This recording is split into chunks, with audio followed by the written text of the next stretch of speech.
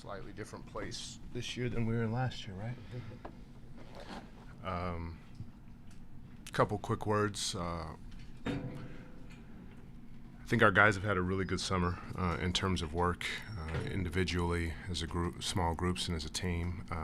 Our staff has done a fantastic job of working with them when our players have asked that, flying to different locations. But our guys have had focused prep for this season. Had a lot of guys in Detroit this month. I think our guys are excited for the opportunity that presents itself for this season. I think we're pretty much a full go. We have one guy down, Colby Jones, with a left ankle injury, which isn't bad, but I think he's the only guy that will not start camp. Other than that, we're really excited and looking forward to the season. Trajan, obviously when you came in last year, it was sort of a quick sprint to get everything started ready before the season. This offseason, just what was the approach coming in with everything in place coming off of last season? And looking back, I guess, how close was this offseason, the ideal offseason, based on what you wanted to happen? Yeah, I think coming off of the loss to the Knicks in the playoffs, I think we expected our guys, with the knowledge that we have of them, to have chips on their shoulder heading into the summer and really work on their games at another level. But you never know what happens. We do have a young core, but they attack the summer. They attack things that they felt would make themselves better and make us better coming into this season. So that was fun to see. So yeah, I think it has been a really good summer for our guys, and it has been one probably that's exceeded expectations, to be honest, in terms of the commitment of work and effort, time that we've had from our guys. So I think that creates the excitement coming into this season. Trajan, evidently, you guys have talked about it last year. The success was a little bit unexpected. I guess speak to, first, what kind of feedback have you got from Tom when it comes to dealing with the expectations for this year? Mm-hmm. And in general, your own general thoughts about how the franchise had to deal with increasing expectations this year? Yeah, I've had a chance to sit down with Tom a couple different times this summer. I think kind of having a postseason debrief last year. I think it was in May. I went out there, and then this year when we were out there, was able to sit down with him for several hours and talk about the expectations. And but you know what? Like, these guys have been great. Again, like, I wanted to see how our players attacked the summer after what happened, and again, we're in a different place right now than we were a year ago in terms of internal and external expectations. But they've attacked it the right way. They've prepared, they've been diligent, they've listened to the plans we put in place. For them, they can follow them if they want. There's nothing we can hold them accountable to, obviously, in the summer, but they've had some focus work and I think put themselves in a really good place to start camp. Kind of piggybacking off of that, a year ago at this time, I think it's fair to say you weren't sitting here thinking success would be measured in terms of wins and losses necessarily. Sure.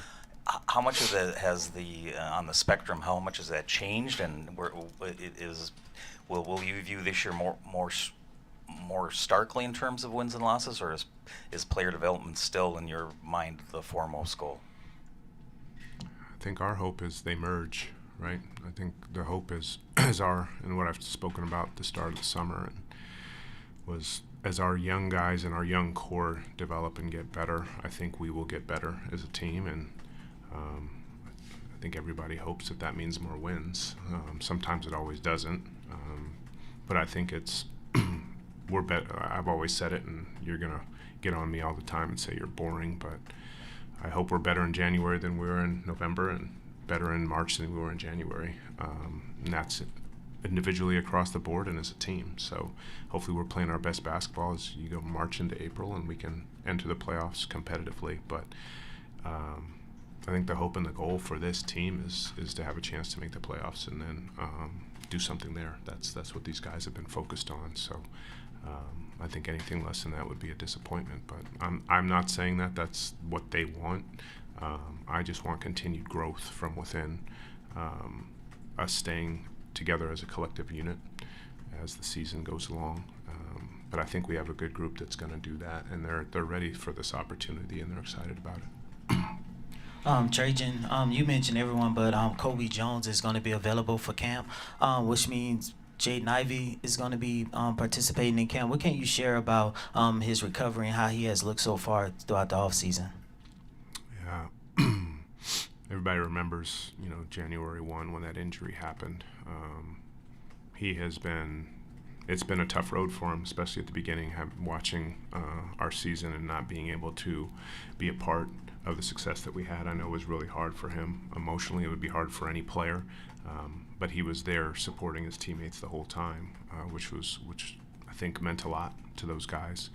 And he's been in the gym. He's been diligent on his rehab protocol. And then for the last couple months, he's been live. He's been going hard in the gym. He's 1-on-1, 2-on-2, 3-on-3, 5-on-5. He's been going up and down now for a while, full contact. So there's no restrictions on him. He's looking really good, obviously. It will take him some time. He hasn't played 5-on-5 NBA basketball in 10 months. So by the time he gets going with that, I think there's going to be a rhythm component of it and even a game conditioning component of it that he'll have to get up to speed. So, but we're looking forward to having him back, and he's going to be a huge part of this team. Hey there, Trajan. I can't think of a time where the salary cap has been more in the forefront of the conversation, whether in league front offices, but also especially in league news circles between players having difficulty signing contracts in restricted free agency, teams making moves they might not have normally made under previous restrictions, cap circumvention being under investigation in such a public light. I'm curious, just, from your perspective, how difficult can it be to operate within those restrictions, and with some of those difficulties being faced, is it a system that you think in some form needs to have some reform? What are kind of your thoughts on that? Good questions. I think I have some really smart people in that area, and we just have to control what we can. The rules are put in place. The CBA collective bargaining agreement was ratified by both sides. And those are the rules we need to adhere by. So it's obviously trying to level the competitive playing field. And our job is to try to put together a roster that's competitive but sustainably competitive, and obviously adhere to the rules. And it's going to mean maybe there's some difficult decisions at times, but for us is trying to be smart as possible, understand how to put this roster together, like I said, that can compete sustainably for a long time. Trajan, in sports, we like to use a lot of cliches like you're the hunter or the hunted, right? Yeah. I don't know how you feel on whether your team will now be the hunted, but you probably didn't surprise a lot of people as much as maybe you will or did last year. How do you change a team or an organization's mindset in that regard, and how do you think your team will be able to be equipped to handle that? Yeah, I think it's a really good question.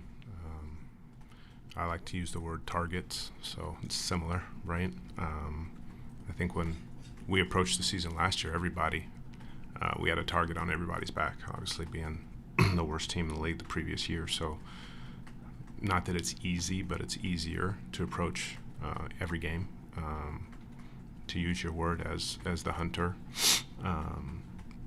And I think there came a time in the season where we weren't that anymore. Everybody understood what they were going to face when the Pistons, when they played the Pistons that night, and I think that's kind of where we are going into this season. I just don't think we're going to surprise anybody anymore, but I think the mindset of our team has not changed either. I don't think they feel that we're just going to roll out and win games because we're the Pistons and we had some success last season. This group is still hungry. They see an opportunity and they want to take the next step. So again, I said it before, I think you could see it from the work that they put in this summer, but they know it's not going to be easy. They know they need to do it together, and JB's done a fantastic job of messaging that, and having the understanding of these guys still need to do it together.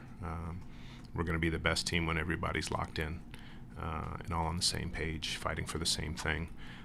But again, with heightened expectations, sometimes that can make it more difficult. So we will be aware of that as we enter the season and as the long, grueling season goes on. Trajan, you mentioned J.I. and where he is in his recovery. You also have Jalen Duren. Both of those guys are up for rookie extensions. The October 20th is the deadline.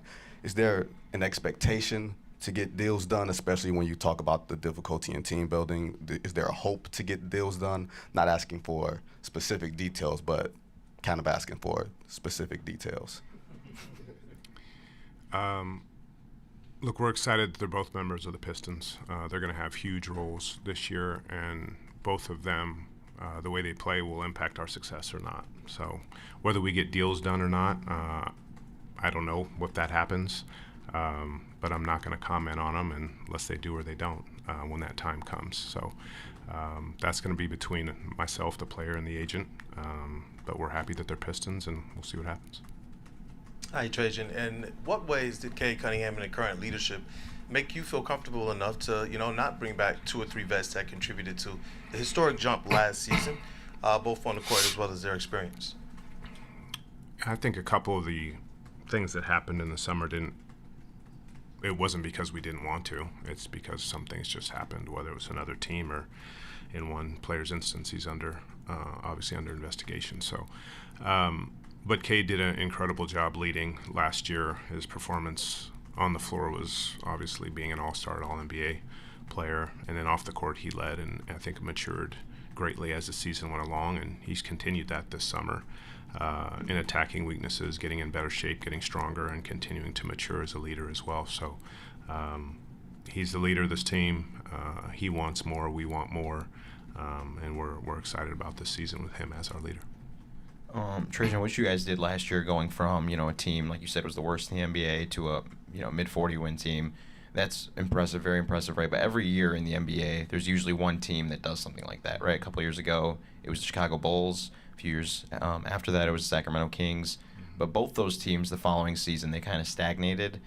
What, in this league, right, it's easy to go from bad to good, but it's hard to go from good to great. What do you think is different about this team than those teams and will allow you to go from good to great? I don't think it's easy to go from bad to good. I mean, think it's easier. Sorry. Easier. NBA's hard. It is hard to win games. Again, it's a lot of times it's expectations. Do you put your guard down? Do you think it's just going to happen like it did last year? Referring to the hunted or being the hunter, like there was a time last year where people didn't know what they were going to get. They thought they just circled the schedule when they saw the Pistons as that's going to be an easy win. And by the time we got past the All-Star break, I think people realized that wasn't the case. And that's not going to be the case this year. It's are we going to be focused every day when guys are coming into here trying to get a win, when players are going to try to go at some of our players to get a better contract or to get a bigger name and a bigger role on their team. So I think things have changed in that respect, and it's just going to be how we approach every day in terms of getting better in the preparation for the season and preparation game to game. We have to be a lot more diligent. We have to be a lot more connected. Difficult times are going to come, and are we able to stay positive and stay together like we did last year when those times do come? And looking forward to seeing that, because this group has not seen that before, right? There's been individuals on this team that have come onto teams with expectations, but as a group, we haven't had that. So excited to see how this manifests. Trajan, back on the left here, bald head. Gotcha. Hi. What did the playoff experience do for Cade and his development, his self-awareness to go through that? Because there's only one way to learn, and he did. Yeah, I think our hope at the beginning of the season was it wasn't necessarily playoffs, but compete to get in the playoffs and see to where guys could have that understanding, win or lose, success or fail, what worked and what didn't, and what was needed at those times to win games when other teams were playing their best basketball and the season was on the line. And fortunately for us, we got to get into the playoffs against one of the better teams in the league, playing really good basketball. We got to feel that physicality against an experienced team. And I think you don't get the understanding of what it takes until you experience that, right? And so I think Cade, being the head of the snake, got to understand on both ends what it takes, especially in a 7-game series that goes 6 games with the physicality that it did. What kind of attention to detail, what works, what doesn't work, the kind of conditioning you have to have. And to his credit, he's attacked that this summer, both in between the lines on the court and weight room and conditioning. So I think he's excited to take the next step and to continue leading this team and, in the next season after the success that we had last year. Trajan, last year entering free agency, you said despite the injury situations in Indiana and Boston, the East looks like it's more vulnerable than ever, that you were going to maintain just maybe picking up things on the edges, and you stuck by that. How tempted were you at all, obviously can't give names, to bring in a player that would have, I don't know, splash might be an overused term, but be a significant contributor, like an all-star type of player that was available? We did some due diligence, made some calls just to understand what was out there and if there was something that made sense for us to bring in. But I think overall the understanding of where we're at and our approach, we felt it was the right thing to stay where we were at, which is let these guys, our young core, continue to develop. I think we want to see where these guys can go and what their potential is and what their ceiling is, and right now we just don't know. So when we do, I think we'll understand what we need to complement this group, and until that point, we'll stay where we're at and let these guys continue to get better. Trajan, two big acquisitions this offseason in Caris LeVert and Duncan Robinson. What have you seen from them so far in terms of getting ingratiated with the team and building chemistry within the roster? I think the best thing is they enjoy being here. They obviously played together 45 minutes from here in Ann Arbor, so they feel this is a full circle moment for them. Not only did they go to the school, they played together as teammates there, so it's kind of cool seeing that connection. But obviously two guys that are experienced in this league playing playoff basketball. Duncan's played in 2 finals. Caris has played some playoff basketball in different situations. So they'll bring an experience on the floor, but also a know-how, right? They're 2 high basketball IQ guys that can not only create for themselves, but can create for others. So we're looking forward to and excited about how they're going to complement this group. And they've been incredible off the floor, blending in, and just 2 high-character guys that we're fortunate to have here. Thanks, Trajan. Thank you, guys. We'll bring JB in.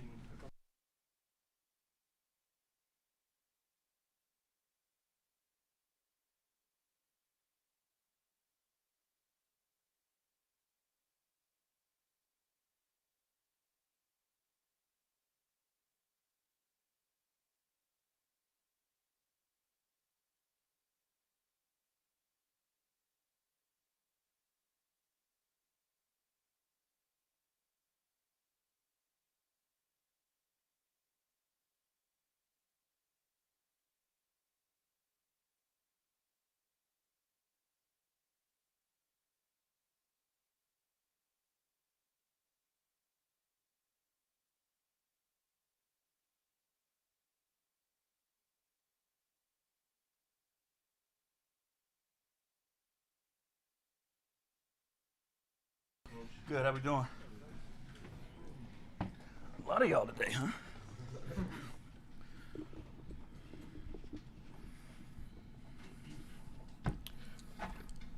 JB, obviously last summer was sort of a sprint to the finish line to get staff, front office in place. Coming into this summer off of last season, just how different was your approach, and overall, sort of what was your focus this season, maybe with more time to, figure out what's needed for this group? It was completely different, to be honest with you. Last summer, we were really in an investigative stage, kind of trying to figure out, who we had, what we had, dove into studying them as much as we possibly can. But it's just so different when you've spent time with guys. When you're on the outside, you can watch as much film as you want, you can talk as much as you want. But until you actually coach a guy and see what he's like in different types of environments and where his skills really are, it's hard to make decisions. So we were able to make, decisions this year based on our experiences with our guys, and then put plans in place as we could continue to help them develop. Our staff was awesome. We asked a lot of our staff this summer. They spent a ton of time with guys, whether it was here in Detroit or on the road, but our guys didn't go untouched from our staff, and that's rare and unique also. in a day and age where everybody wants to go get a guy. Our guy's guy, we're our guys. So it made it, it streamlined the process of getting where we wanted to be and how we wanted our guys to develop over the summer. Hey, Coach, we've heard successful coaches and organizations say their best players are their hardest workers. I know you've said that before, too. What characteristics do you look for in players to recognize that? And the second part question would be, I notice in your practices you let a lot of your other coaches talk. It's not just you. How important is that to have another voice so your voice doesn't get old with those players? From a leadership standpoint, obviously work ethic is huge. But the relationships that people build and the trust that they earn and their willingness to do all the things that they ask somebody else to do, like that's what leadership is. It's the ability to sacrifice without losing yourself. Because it's funny, I had this conversation with my son, right? My son's a goalkeeper. He's 12 now. And, on his team, he's one of the leaders on his team. But the conversation is always, you can't lead people who don't want to follow you. So how do you build relationships? How do you earn trust? How do you show them that, you are all the things that you're asking them to be in order for them to want to follow you? And then you've got to do it at a high level and hold yourself to account. And that's what real leaders do. Real leaders look in the mirror and they're honest with themselves. A lot of guys say they're leaders but can't, point the finger at themselves and always looking for others to blame. And that's what leadership is can you, identify your flaws, admit them, be vulnerable at times, and then work to get better at those things. Also, the second part of your question is, I talk a lot. So it's good for our guys, to hear somebody else. It's important for me to just shut up and get out of the way sometimes. We're together every day, for a long period of time. But the other thing is, like, having been an assistant coach, the worst thing that you can do is work for somebody who doesn't let you work. And we've all been in situations like that where a head coach just wants to do everything. And, you're just kind of sitting on the sidelines twiddling your thumbs for 2.5 hours out of the day. So having gone through different experiences like that, it's important to allow guys to work. We want our, group to develop. A lot of our coaches have dreams of being head coaches. So it would be, it wouldn't be the right thing for me to do to stand in their way. So we try to do our best to help all of our young coaches grow, give them opportunities to talk, run drills, work with players, because it's only going to help them, and then it helps us in the long term also. JB, you got 30 games to see what Jaden Ivey can do on the court. How much are you able to learn about him, not just as a player, but as a man, and what he can do when you see him go through injury and rehab, even if you're maybe not getting to coach him every day? It's being injured and having a season-ending injury or an injury for a long period of time is one of the most difficult things an athlete can go through, especially an athlete who plays team sports. Because one of the things that, athletes do play team sports, like they're pack animals, right? We're all a part of a group and part of a team, part of a locker room. And there's nothing worse than that isolation that you feel when you're not a part of all those things. And, having to sit and watch it is miserable. You know what I mean? Like, I can only imagine, and having the conversations with J.I. about, seeing what happened. And there's games where he knows he can help us, but you just can't, right? So there's nothing more frustrating than that. But understanding who he is as a person and how we know that that's going to make him stronger. And you want guys to feel that way as much as it sucks, because they care. And he showed the type of person, the type of teammate, the type of human he is, because he does care so much, that he wanted to be out there and do whatever it takes to try to get back out there. But his character. It's clear. You know what I mean? He's painted a very clear picture of who he is. He's an unbelievable teammate. He's an unbelievable human being. And he's someone I enjoy working with every day. Coach, this isn't your first go-around helping a franchise put together a foundation to build sustainable success. So coming off the year that you guys had last year, how do you look to continue pushing this franchise forward without this team going into any type of regression? It's a process-driven approach. And, I apologize. I know that sounds like coach speak, but it's the truth. For us, we know we're not a finished product. We knew we took steps last year but we also feel like we left some things on the table. The season didn't end the way that we would have liked it to end. A few, changes, plays made differently, things like that, and we're advancing into another round. So our guys are hungry for that, and it's our responsibility as coaches and people in position of leadership to give them everything that they need so that they can take the steps that they want to take and meet their own expectations. Our guys have high expectations for themselves. So, we can't rest on our laurels and think that we've accomplished something. I give our guys a huge amount of credit for what they did do, but now it's our responsibility to continue to push forward. So as a coaching staff, we had to evaluate ourselves. We evaluated the team and figured out how we can help systematically and schematically the team get better. So we dove into that this summer. We've been preparing for it, and tomorrow we get to start to implement it and see where it goes. To borrow the language from Shep earlier, you go into the season, whereas last year you may have been the hunter, and now there's some expectations and you now are kind of the hunted. What has been Tom's messaging to you guys as far as like dealing with those increased expectations you guys have going into the year? He's been really consistent since I've been here, and he uses the phrase all the time, no limits. And when you have a no limit approach, you don't go in with expectations because that puts a ceiling on you, to start with.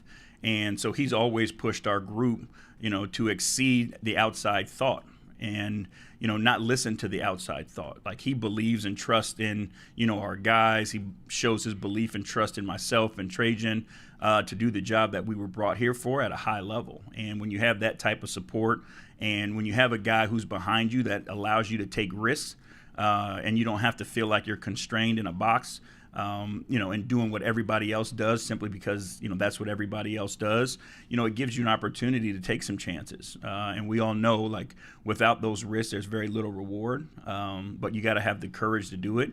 But when you have someone like Tom who supports you, it makes it easy. Coach, you lost some valuable veterans in the offseason, and you added a couple to the team this year. One thing, I guess the difference is these new players, they have some size to them. Can you just talk about how that size helps you, or how you plan on utilizing that, what that helps you do on the floor? Yeah, we can be extremely versatile. Obviously the guys that you mentioned, they helped us a ton, and I don't want to dismiss that at all.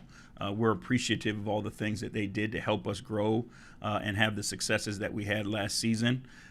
Business of basketball dictates that change happens, and we're pleased with the changes that we've made and the guys that are here now.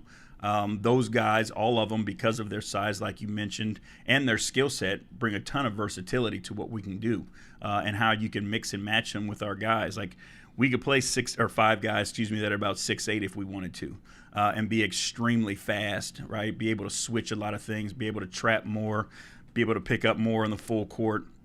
We can play with our 2 bigs and throw, a 6'8" and a 6'8" and a 6'8" out there also. So there's just so many things that we can do with that flexibility and versatility and size and, ball skill that can make us pretty dangerous once we get comfortable with it all. Coach, obviously you worked with LeVert in Cleveland. What does kind of being reunited with him again mean to you, and what do you feel he's going to bring to the team? Caris is awesome, first of all. As a human being, he's one of the best guys that I've been around. We asked him to do so many things in Cleveland. He started for us and had a 40-point game for us. He came off the bench for us, and led us an assist. He, would guard the other team's best perimeter offensive player. And never once when I asked him to do anything different did he flinch. When he and I sat down for his very first meeting when we acquired him, the first thing he told me is that he's adaptable.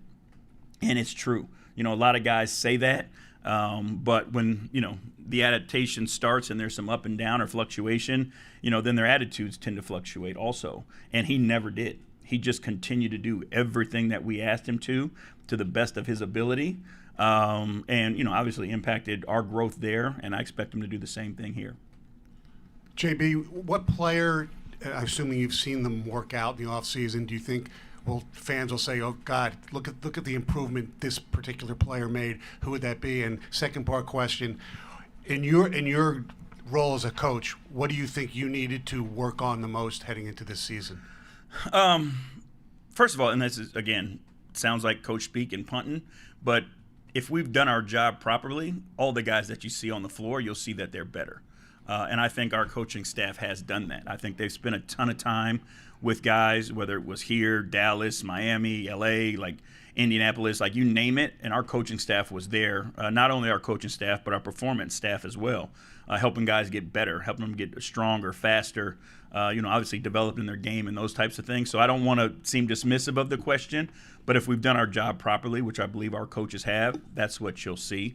And for myself personally, one of the things that I've been working on over the summer and trying to put a plan in place is trying to get less technical fouls. I put myself in a position last year that I didn't even know was possible. I didn't know that coaches could get suspended if you got 16 technicals, but I found that out last year. So hopefully, my interactions with referees will be better. My timing of it can be better. And those are things that I'll continue to work on. JB, J.I. was having a career year before he got hurt, catch and shoot threes, all the stats were up. However, the team took off when Ausar had a much bigger role and was off of restriction. How do you view that in terms of a starting lineup? Will it be some level of open competition? Like, how do you view this whole puzzle fitting, especially with those two guys? We always do what's best by the group. And, that doesn't change with anybody. Whether it's a starting lineup, whether it's lineups throughout the 48 minutes, we try to find the best pairings that we possibly can that help us sustain a high level of basketball. I do believe that there's a lot of things that you could do in the combination of J.I. And A.T. Like, if you have them on the floor on your wings, that's probably the fastest set of wings that you're going to see as a combination in the league, right? So now it's our responsibility as coaches to put them in positions where they can find that opportunity. It's going to take some time for us. I'll be honest with you. Ausar kind of came back and wasn't at full go, and then when he got to full go, then J.I. kind of, went out. So we didn't get an opportunity to see both of those guys at full strength. But we believe that can be a weapon of ours that can lead to success.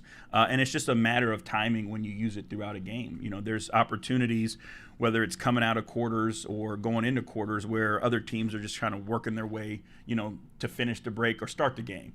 And if you have an explosive lineup on the floor at that point in time, can you take advantage of it? So those are all things that we'll play with, but try to put those puzzles together. Go one in the back and then finish up with Lamar. Go ahead. Oh, hey, JB. Trajan mentioned that it wasn't the time to push all of the chips to the center of the table and go make a massive move. One of the reasons why is you have one of the best young cores in the league, and you want to know what you have. So in what areas, year 2 for Ausar, year 3 for Ausar, year 2 for Ron Holland, do you want to see growth in those individual players? Again, that was the belief from the top down, is you've seen certain places take a leap and then panic because they feel like they have to take advantage of that right now. What Tom, what Trajan, and ourselves as coaches, we believe in the guys that we have, and we believe that they're not finished products. So we wanted to give them an opportunity and the opportunity to do it together. I think, it may seem like something that is, not thought about, but from where this group of guys started to where they were and finished at the end of last year, that should be a credit to them, one. But then those guys should see an opportunity to grow it to the next level. And I think that's where, the trust of our front office, the human aspect of it also plays a role, that they do deserve it because they earned it. So that was the most important thing. But, for the guys, in their development, Ausar, with the ball in his hands, he's a nightmare, right? So how can we do more things to get the ball in his hands, especially in the open floor? Can he initiate offense for us? Defensively, he's learning how to pick his spots, where he can be more aggressive. We need him on the floor. We don't need him picking up the cheap fouls. Ron, I think, is going to get more opportunity this year. He's earned that, with his play in Summer League and the work that he's done over this summer. You can see a transformation in his game. He's playing, again, maybe a small thing, but like when he has the ball in his hands and he's in the open court, he's playing lower to the ground, which leads to less turnovers, quicker decisions. He's got the ability to play make, and his shooting has come a long way also. So, I think those are a couple areas that'll stand out to you when you're watching them. But again, like those are the guys, JD, JI, Deuce, all those guys, like the younger guys here are going to be the guys that continue to push us forward because it is a really good core to start with.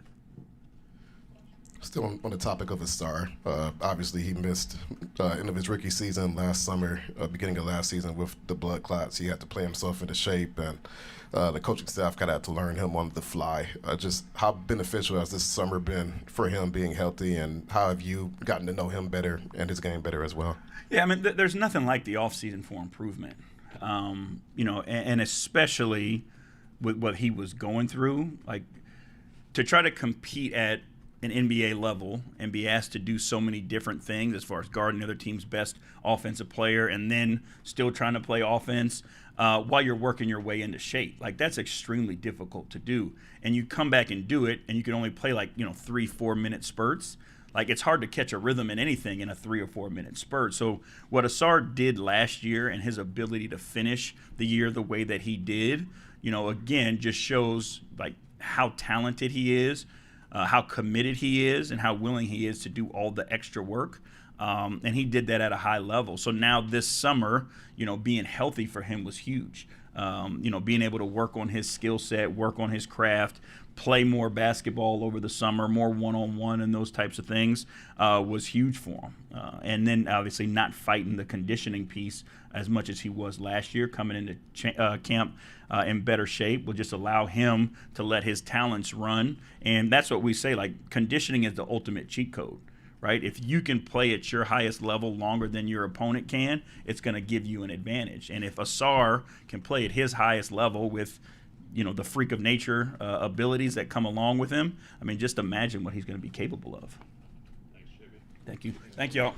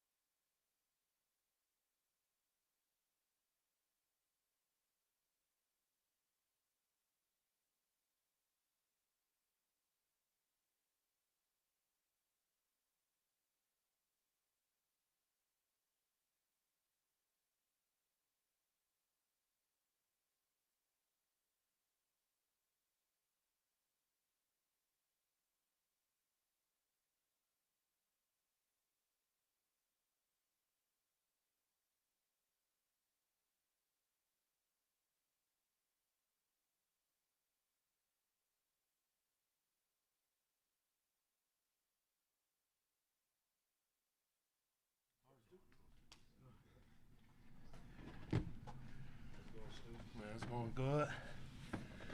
Yeah, that's all, bro. How are you? Oh, yeah. Going into the season ended last year when you injured. Yeah. Just give us a status update, what you Oh, went yeah. through and how you're feeling coming into the season.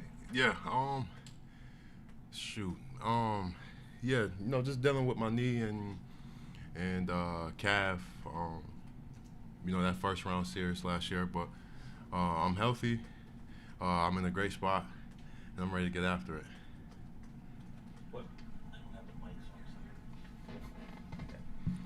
What were your emotions during that series last year? As you would have success guarding Karl Anthony Towns. He had, I know, one big game here that cost you guys a win. And what were your emotions watching that?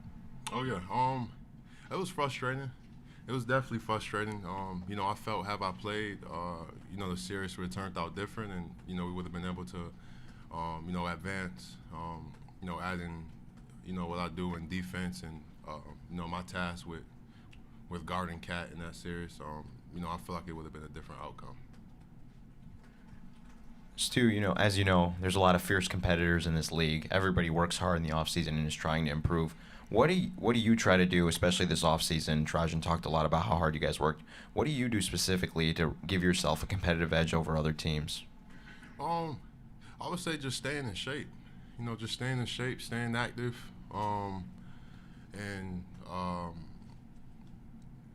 just working. Whether it be on the court or I did some work around the farm, this off season. So just working, staying active, and being ready to go come time season come by. So, yeah. Hey, Isaiah, welcome back. Two-part question. How difficult was it, as someone who loves the physicality and playing down in the post, how difficult was it to watch, from the sidelines, that really physical series against the Knicks? And the second part, as the longest tenured Piston, how much does it benefit, this team to be able to have the same coaching staff, year over year, and to be able to build off of the success that you guys had last season? Yeah, I would say it was tough. Obviously I'm a competitor, and I want to be out there, especially experiencing the playoffs for the first time. So, it was very tough, but, heading into, year 6 and, having the same coaching staff as last year, that's a great feeling. It brings in even more confidence, and, I'm just ready to, get after it and get started here. Isaiah, what have you seen just from the energy and the camaraderie of the group this season? JV kind of talked about, just seeing so many guys in the gym. Just what's that energy and participation level been like? It's been great. It's been great. Whether it's been, meeting up at different spots this summer, which we did, as a team, getting to spend time with each other, getting work in, and, also, everybody coming back to Detroit pretty early and getting in sync and getting work in together. So, all that's been great. And, I think, when you do that in the off season and you build it into the season, we have some great energy behind that.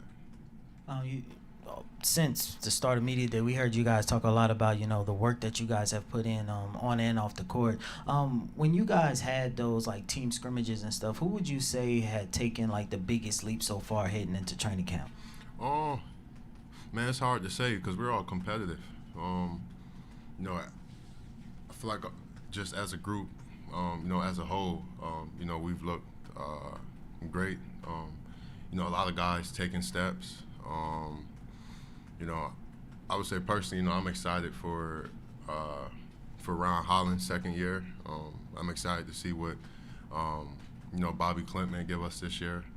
So I'm excited for for the young guys, and as a hoop, as a whole, as a group, I feel like we're excited just because all of us worked hard this off season, and of course we still feel like we have something to prove. So.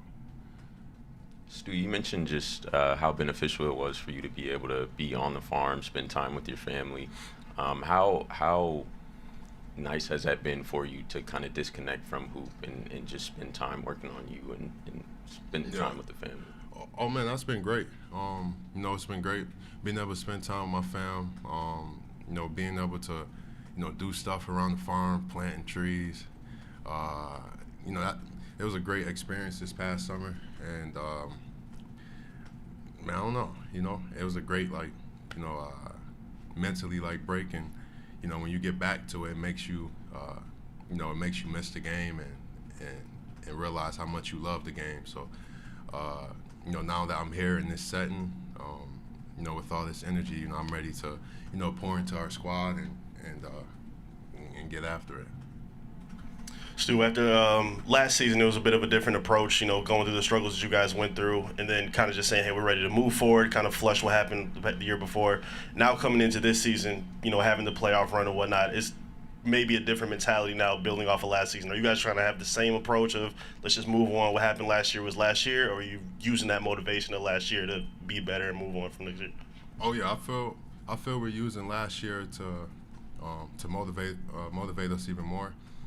You know, we got a taste of what, you know, winning is like, and we don't want to let that feeling, you know, slip or go anywhere.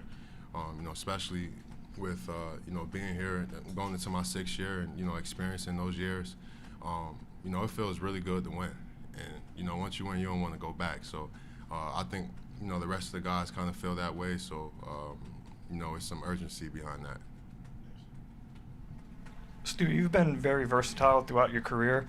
Before this past year, the previous 2 years, you shot around 40% of your shots from beyond the arc, and then this past year you cut that down. You took a lot more of your shots at the rim, had your best finishing season of your career. Is that where you see yourself more like, or do you see yourself stretching your game back out to the three-point line? Where do you feel like you're most comfortable at now? Yeah, you know, I feel like bringing in that 3-ball, you know, could help us.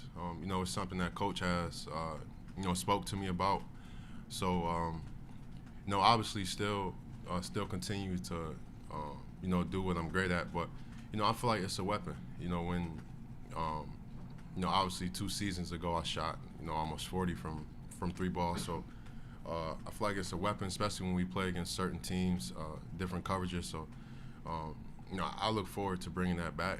You know, being able to hit that shot and help our team out. So, yeah. Stu, I know you mentioned Ron Holland and Bobby Clement. Sorry. Yeah, you mentioned those two as the guys who really stood out to you in scrimmages. But one guy, like, I think is so under the radar is Marcus Sasser, one of the best pull-up shooters in the league. How's he looking these days? Do you think he's ready to take a step forward and play more of an integral role this season? Oh yeah, for sure.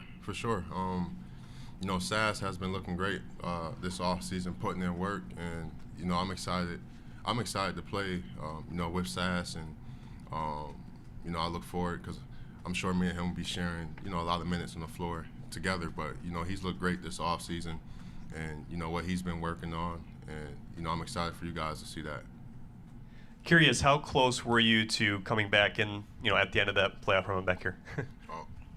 How close were you to coming back in the playoff series? Was it down to the wire, or were you lobbying to get back in the lineup?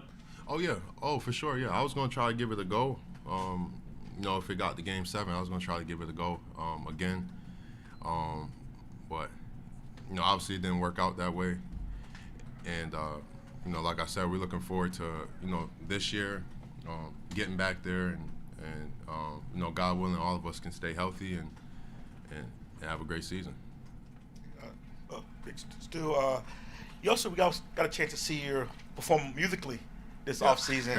You know, I'm going to speak to, I guess, ask you about, you got a chance to perform in front of your team at Tom's place. I don't know if that was the first time you ever performed for the team or not. Yeah. But also it was a really cool bonding moment as well, because I gather the team and everybody there really got into it. So I guess speak to that moment, I guess. Oh, well, first speak to your musical aspirations, and then speak to that moment, I guess, we got to perform for the team at Tom's party this offseason. Oh, yeah.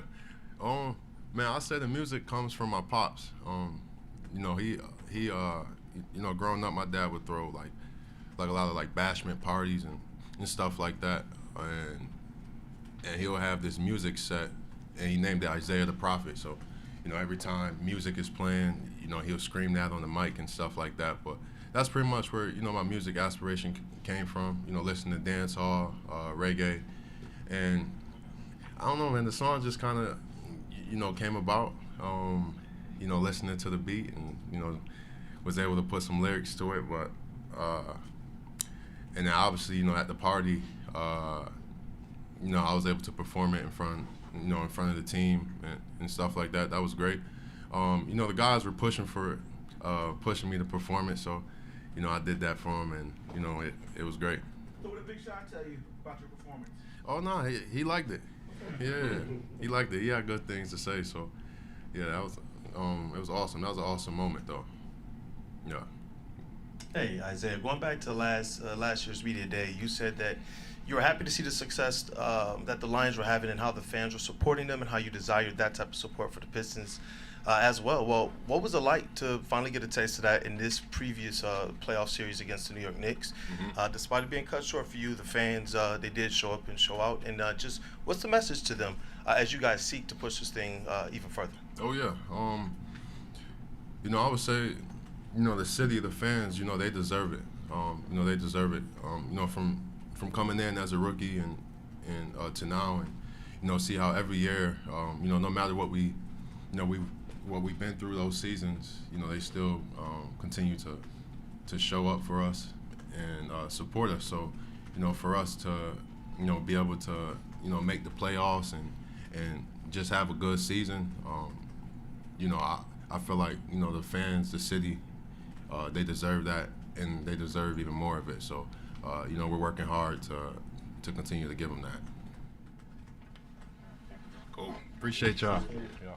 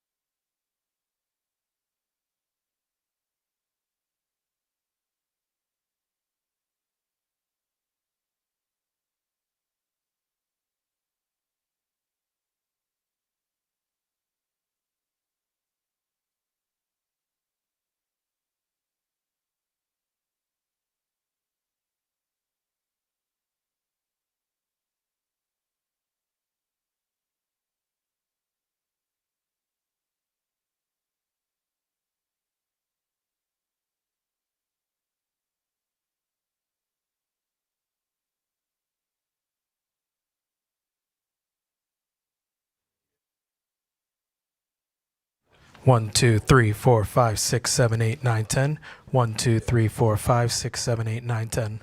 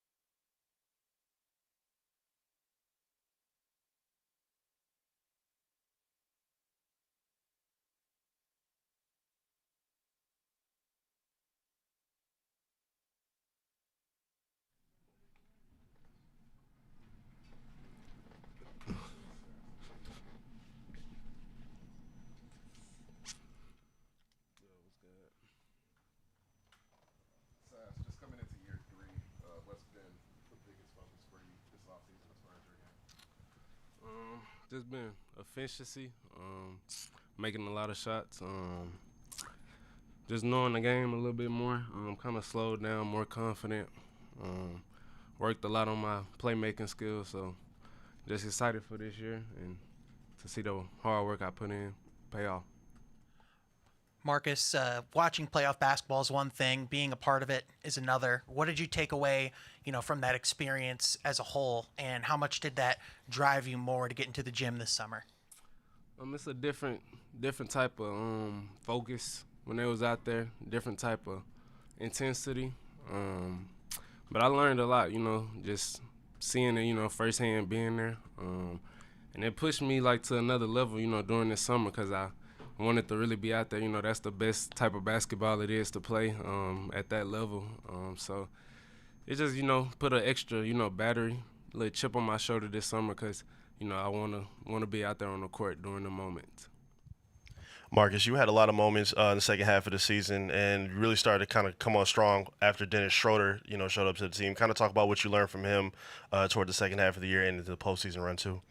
I just looked at it as a positive. He came in, was a good leader, like a big brother. I learned a lot from him, especially from the defensive end, the way he pick up 94 feet and really just control the whole game, on both sides of the ball. So then his leadership, in practice, and I just took a little stuff from that, and I'm going to use it for myself this year in practice. And then just being who I am.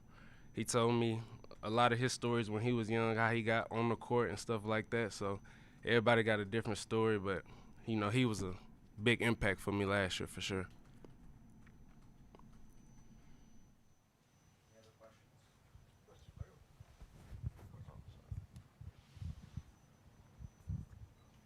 Marcus, when you were at Houston, you guys were always ranked in the top 4. You guys were the hunted. You guys were always gonna get the best effort from people when you guys were facing them. I guess speak to the change from last year going into last year where you guys were kind of you were the hunter, and now going in this year, there's expectations now. And I guess speak to how the team is going to, you guys are coping and handling those expectations going into this year. I think Coach just did a real good job this summer, just emphasizing we haven't done anything yet. Still having that chip on our shoulder, when we go out there. We feel like playing with that grit and, that we have something to prove. That kind of helped us win a lot of games. So we're not going to stop doing that. I feel like, that's our style of basketball. So just we're going to continue to go out there and feel like we still being hunted. Marcus, this past year, back here, this past year you shot better on twos, you shot better on threes, you shot better in the paint. Really everywhere across the board in regards to shot creation, you were one of the most efficient shot creators in the league this past year, but you only played around 57 games. What do you think is the next step in your game that you have to get to be a mainstay in a rotation and really be able to showcase that elite shot creation that you do possess? Definitely just playmaking. I know I can score the ball, at a very high clip. Just being at my size, as a point guard, I feel like you can't just score the ball. You got to be able to do different things on the court. So that's a lot of stuff I did this summer as in playmaking, and then just knowing where my spot's at. I kind of feel like that's why my numbers went up from my rookie to second year because I kind of knew where I was getting my shots at. So this summer, that's something I kind of took a big focus on, knowing where I'm going to get my shots at, when I can shoot it, knowing when to pass, knowing when to be aggressive. And then just like I said, it just comes with time and experience. So I should be ready. I'm ready for this season for sure. Marcus, a little bit similar question, but from the mental aspect, what is your mindset going into training camp and preseason alone, just knowing that you really have an opportunity to really carve out a genuine role with this team this season? I'm just very confident, going in confident and an aggressive mindset. Being a leader, as a point guard, I'm going to run the floor. I run the group, the second group. So just using my voice out there during training camp, being demanding, and then just being first in everything. Being the leader, showing my team, when Cade or somebody is down, you can depend on me, to carry the team and control the team and lead the team. Marcus, kind of piggyback off those last two questions. Like Koo said, you are one of the more underrated offensive scorers in the NBA. Your pull-up shooting numbers are very impressive. You talked about the playmaking, but I feel like part of the reason you haven't been able to elevate that next role is just because the size. You play in a game where there's a lot of big people out there, and you need to be able to defend at a high level. And so, have you been studying any of the smaller guards like Kyle Lowry, something like that, and learning some of the tricks to being like a good defender despite being undersized? Yeah, I've been watching T.J. McConnell, Andrew Nimhart, Drew Holiday, and then like I said, Diaz from last year. He probably helped me the most. I say Diaz just because we probably the closest to the size. So just in kind of playing style, speed and stuff. So he just taught me a lot of little, different tricks to get under the get under the offense skin and stuff like that. So I'm just use them tricks and play my game for real. Now coming into year 3, how do you feel like the city of Detroit has rubbed off on you? It was a team that you said you wanted to get drafted to. So what has that experience been like so far? It's been perfect, man. I feel like that's who I am as Detroit. It's grit, play hard, they show a lot of love, and don't like to lose. So that's basically who I am. Anybody else?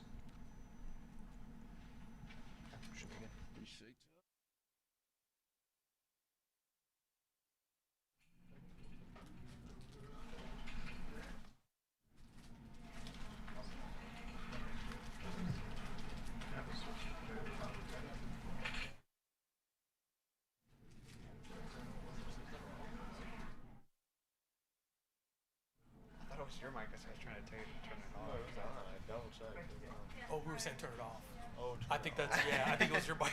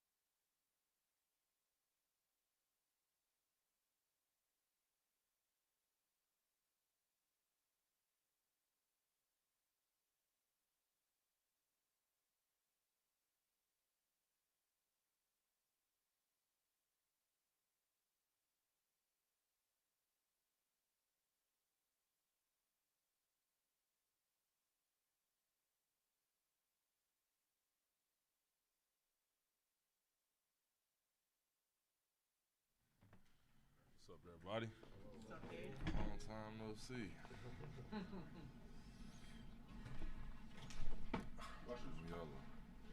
Cade, obviously, big offseason for yourself, for the team, coming off of last year's playoff appearance. If anything, what was different for you going into this offseason, understanding, coming off of last season, that there are different expectations and there's what this group can achieve as well? Just what's your offseason approach, man? Yeah, obviously having that experience, that playoff experience, gives you something to learn from and then build off of. So really just watching that series a lot, watching the last 20 games of the season, just trying to, sharpen up as much as I can. But another healthy off season for me. So, it's just grateful for that and grateful to be back, ready to hoop. And then one aspect you talked about in Trajan as well was just the conditioning aspect. Yeah. 82-plus games. What was your approach toward that? Yeah, obviously just being in as best shape as possible, cardio-wise, strength-wise, all that stuff being on point where I want it to be. I think we've done a great job. I think the whole team has done a great job of putting ourselves ahead as far as when it comes to that. Cade, between third-team All-NBA, first playoff appearance, Tonight Show appearance, the stuff you got to do in Arlington, not sure if I'm missing anything, but it was a pretty, overall active and, pretty successful offseason and summer as a whole for you. What did, looking back on that, what has that meant to you? And what do you think takes you from third-team level All-NBA to second or first team and perhaps, hovering in MVP conversations? Yeah, I think definitely, cementing ourselves at the top of the East is where that all starts. Winning games at the highest level, putting ourselves at the top of the league as far as record and all that stuff. That's super important. And me just, I think to get that, me just sharpening myself, my decision making, my conditioning, like we spoke about, all those things I think could add, possessions to us. And add wins, you know what I mean? So, just staying locked in, staying focused on what's to come. And, I think we've put ourselves in a great position. I put myself in a great position to have a great year.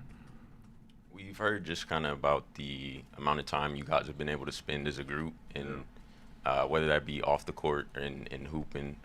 How beneficial have those sessions been for y'all so far? They've been great. They've been great to be able to get back on the court together. Obviously, J.I. being healthy. Being able to get back on the court with him, spend time with him, get our chemistry back flowing has been amazing. But it's honestly really cool to have mainly the same group back, guys that have chemistry growing, to be back this year and have coach, again, have the same system. All that stuff makes a big difference. I think it's going to help the new guys that we did bring in, fit a little bit easier and a little bit faster. Kay, you talk about the new guys, but from what you can tell so far, what are some of the intangibles that they're going to add to this team that you guys might not have had last year? Yeah, first off, they fit us in a lot of ways as far as, our core values, the way that they play, like the selflessness that they have, the grit that they have. But, we brought in some guys that know the game. Can help us a lot as far as, just using their smarts, their feel, and helping us get, easy possessions, easy points, helping us get stops, all those things. So having veteran guys that have been there is always important, and we're excited. Obviously they have playmaking ability as far as shooting the ball, defensively with Javonte, all the guys. So it's exciting, man. We got a great group of, dogs, and we got a lot of versatility on this team. Cade, Trajan was in here earlier, and he talked about how, when asked about the approach he took in the offseason and not making a big splash move, and he talked about how the young core kind of earned the right to grow and set the course for this franchise. What does that mean to you in having that sort of support from the front office on down? Yeah, it means a lot. It means a lot to have belief in the organization, in you. We've been a very young team for my whole career here. A lot of guys that we've all been trying to figure it out, day by day together and stuff, and to have that belief from the organization, it's very reassuring, but also, it puts some more fire under you to, prove them right, I guess, is what I'm looking for. So, we're excited. Like I said, we're excited to have the same group back. We're excited to, be able to build off what we did last year and continue to prove people wrong. Cade, I think you set the tone for the entire season last season at Media Day. I remember very vividly. You came in super serious. You meant a lot of business. Kind of reminded me of Batman in that moment. But you said things are going to be different this year. We are going to win, right? What do you have to say this year, like to set the tone for the team? I mean, it's not really much for me to say. It's time for the action now. I think it's a couple weeks away. We've had an off season of feeling that loss in the playoffs. So we're all hungry. We all got a chip on our shoulder, and so it's not really much else to say about it. I think it's go time. We're just all ready to strap our shoes back on and get back to it. Yeah, and Cade, you missed nearly a season after surgery and rehab, and you fought back to earn an All-Star nod. What has it meant for you to see Jaden Ivey fighting back right now after what you've been through, and what advice have you been able to share with him along the way? Yeah, I mean, just to stay where your feet are more than anything. There's so many thoughts that can go through your head whenever you're out for so long. You can start to you're just away from the game for so long. You're away from the speed of it, and you can start to question things, all that. And me knowing J.I., he wants to be so great, you know what I mean? So I guess the best thing I could do for him is just reassure him that everything that he wants, he's gonna get. I see the work that he's putting in and everything, so just continuing on with that. But we're hungry, like I said, man. I can't keep saying that enough. This whole group is hungry. We all want to support each other this season. And having our best years yet together. So we're excited for it, for sure. Okay, you got a lot of attention around the league, really outside the league from, like, older veterans. Like we heard, not veterans, but stars like Carmelo Anthony talk about wanting to work with you over the offseason. Rajon Rondo, I think, even mentioned wanting to work with you. Did you ever tap in with any of those guys, or did you kind of keep it internal? And what does it mean to kind of have that recognition from greats like those kind of players? Yeah. Me and Melo, we had talked a couple times. We set up a couple workouts, one in Vegas, one in New York, and we just haven't been able to link up. Schedules have mixed up, but conversations, I mean, outside of those two guys, been talking to some guy, I don't want to say who, but just finding ways, finding any ways to pick something from somebody's mind, pick something from somebody's game, things that they used to do. Team building wise, and then on the court, all those things are important. So just trying to find ways to be the best version of myself this season, and having respect from legends like that means a lot as far as confidence and everything. I just want to continue to grow and get better. I'm going to do a 2-for-1. What did you do differently in terms of off-season training? Like, did you do like yoga, Pilates, or anything kind of that you had never done before? And then the other question is, what do you think of the U.S. versus the world All-Star format that seems like it's going to happen? Yeah, I've been doing yoga for a while, so brought that back. Yoga was good. I did a little bit of martial arts training. I'm not going to say which one.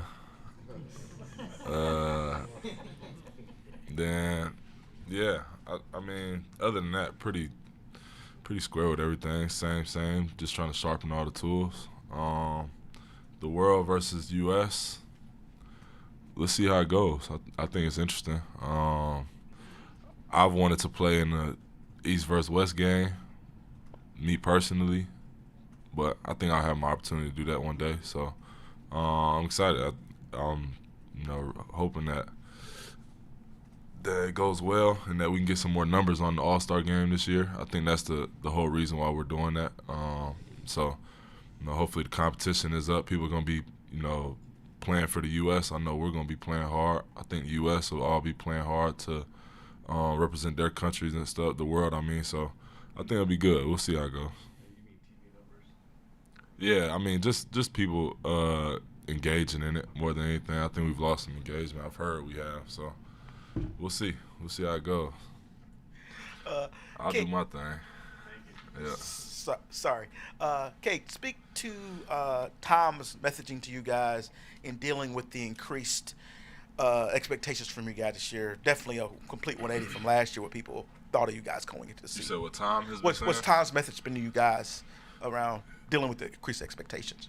Yeah, no limits. We're not putting any limits on ourselves. We did the same thing last year. So no limits as far as how far this team can go. I mean, I think we proved that last year as far as the expectation and where we ended up. And just urgency, going for it right now, not waiting on it. We had a young team. We have a young team. And, sometimes you can fall into like, oh, we have the potential to do something, but go take it now. You know what I'm saying? Like, I want to get everything I can right now. This team wants everything we can get right now. That's the mindset. We're going to go take everything we can. So, and Tom has been pushing that into us as well. So it's not just a matter of being hungry, it's a matter of being greedy. Yeah, all that for sure. Okay, it's been said that one of the hardest things to do is to change a culture. You guys became the first team in NBA history to triple your win total in a single year. Has the magnitude of what you guys achieved sunk in, and how did you go about achieving that, changing that culture in that way? I mean, it was an amazing year for us. We all super happy about the year.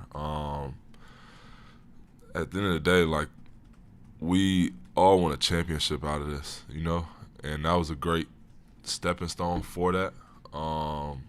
We have no chance of going to get a championship without a year like last year, but there's more steps to be taken, after that. So I think our mind is just on to the next step. Honestly, it's not into celebrating last year anymore. It's not into, like what people are saying about us or the expectations or anything. It's just putting one foot in front of another, sticking together with each other through all of that. That kind of rhymed. I didn't mean for it to, but but yeah, honestly, like, just having a better year than last year, improving. I think that's where all of our minds are at. Sorry about that, y'all. Cade, last year we spoke about you tuning your shot diet a little bit during the season, and at the end of the year, now that the season's over, obviously, this past year you shot career low on long twos this past season, and you took way more shots in the paint than you ever had in your career. Heading into this year, I know you spoke about how that was a little bit of an emphasis for you going into last year. Do you like where you're at right now in your offensive process heading into this season, or is there still some tuning that you'd like to do with it? Yeah, I mean, there's still tuning for sure. It's still not perfect. So, there's definitely work to do. I did like the fact that, I got those long two numbers now. That's been like things go bad, I know I can get to that shot. So early on, whenever, it's hard to find points, I think I just searched that stuff out more. Now with the more efficient offense, it's important for me to get more efficient shots for us, and it's been easier for me to do that. So I think as we continue to get better offensively, everybody's shot diet will clean up and be where we need it to be. And, me having the ball in my hands, I think that starts with me as far as making sure that I'm seeing the right things and attacking whenever I need to and stuff. So it's all a balance. Sometimes you need more on one day than you do on another day. But I think just having the right mindset and approach going into each game allows me to find the balance better each game. So that's a lot of words to say. I think I'm at a solid spot, but I'm continuing to get better with it. Okay, two things. Who has improved in your mind the most in the off season before training camp, and with all your recognition and awards through the summer, was there somebody that you met in your travels that you were kind of, wow, he knows who I am, like a surprise, like celebrity that you ran into? That's a great question. I should think about that a little bit. I feel like I ran into so many people, dog. It's crazy this summer. Guys that have improved, man, we got a few of them. Obviously, J.I. coming off the injury and stuff, he's been progressing fast. Ron Holland has had a great summer. I'm really excited about the season I think he's going to have. Ausar has had a great summer. I think he's gonna really make a lot of noise this year. He's gonna wake a lot of people up in a loud way. There's a lot of guys though that have really improved. JD's really improved. Sass has really improved. I feel bad now that I'm naming names because I'm missing out names, but it's been a great summer, and I think that's testament to Coach and the staff that he's put together. This has been the best off-season workouts that I've ever seen. I feel like the best ran, the most efficient, and I think it's going to lead into a great year for us. Thank you, I appreciate it.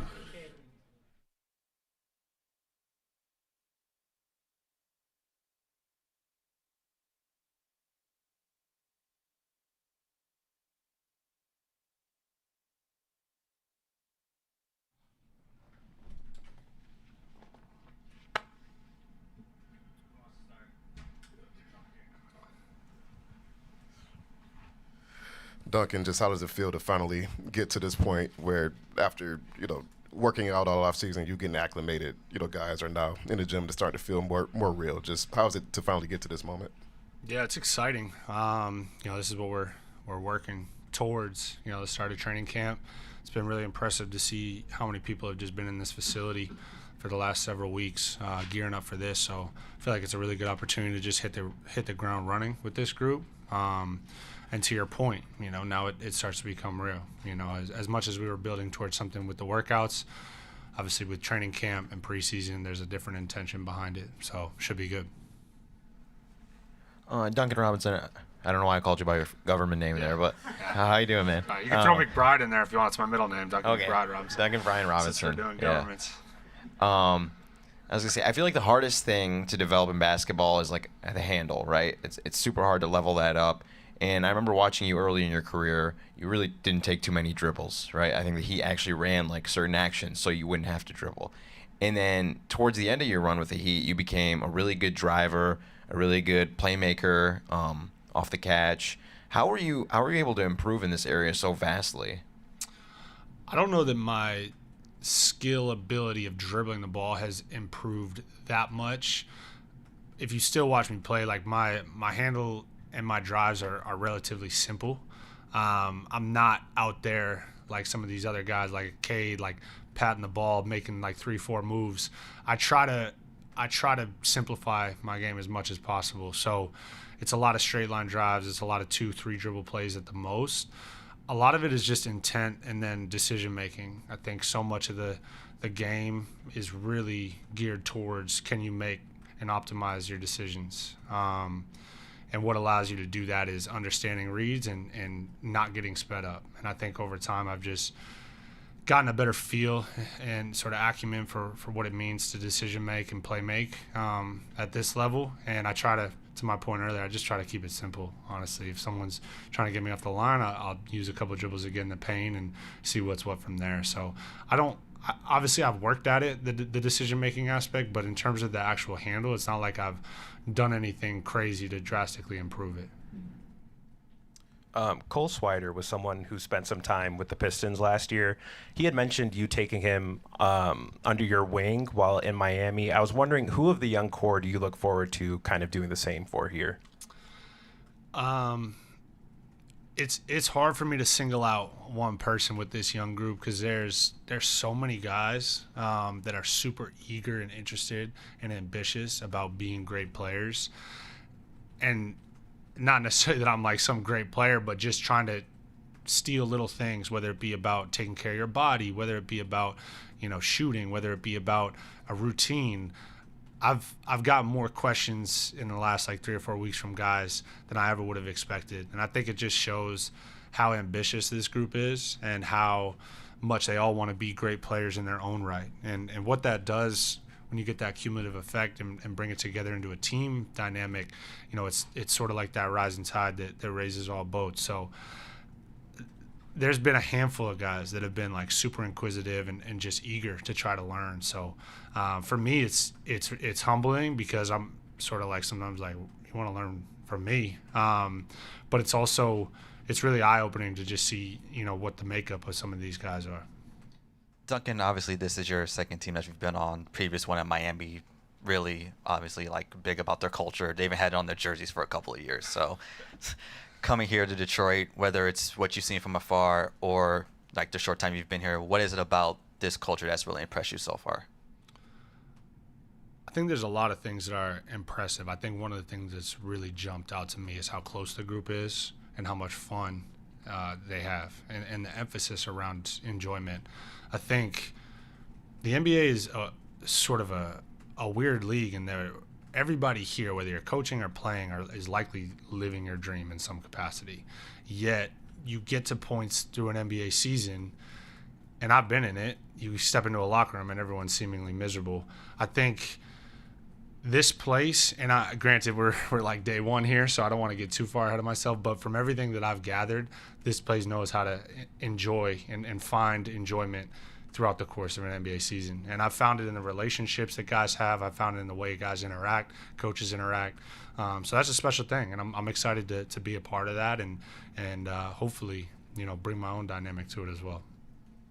Kind of on that same note, you were in Vegas with the guys. You were here pretty quickly after signing and everything. So what I guess has stood out the most about the group outside of just the connectivity that they all have?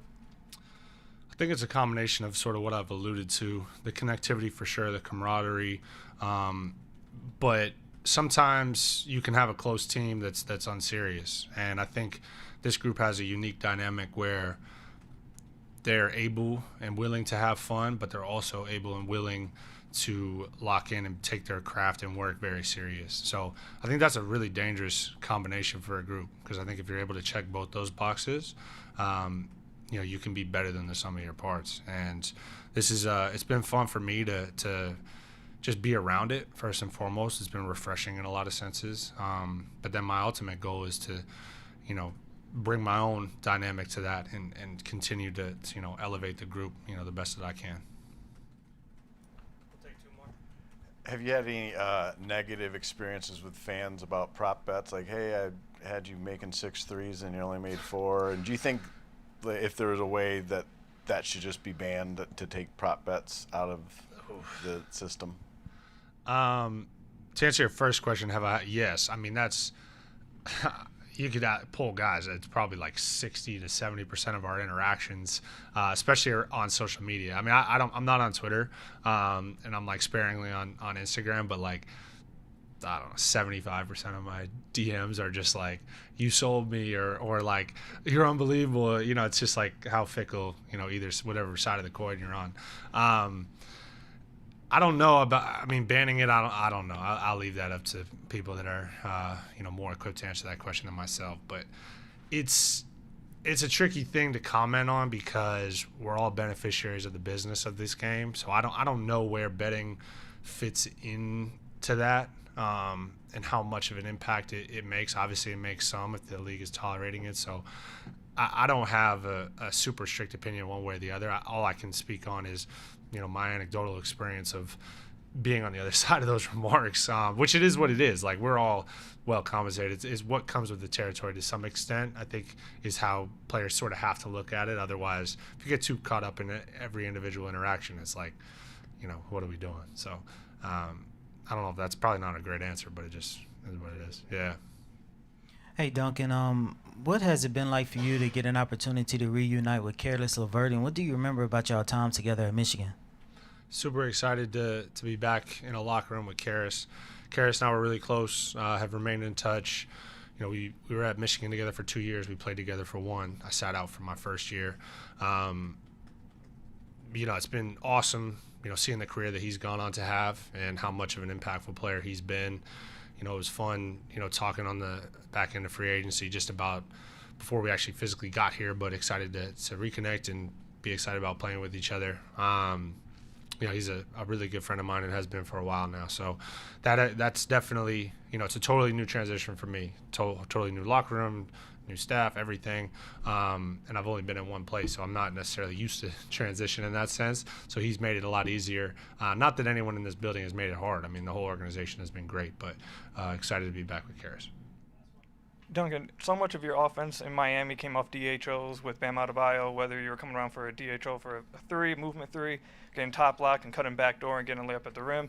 So much of that was your offense, and now you're coming to the Pistons where Jalen Duren loves to run a lot of DHOs. They did that a lot this past season. Have you gotten the chance to talk with JD about that at all? And if you have, how do you think that can really impact an offense that got the majority of their points in transition off turnovers and maybe need to improve a little bit within the half-court offense?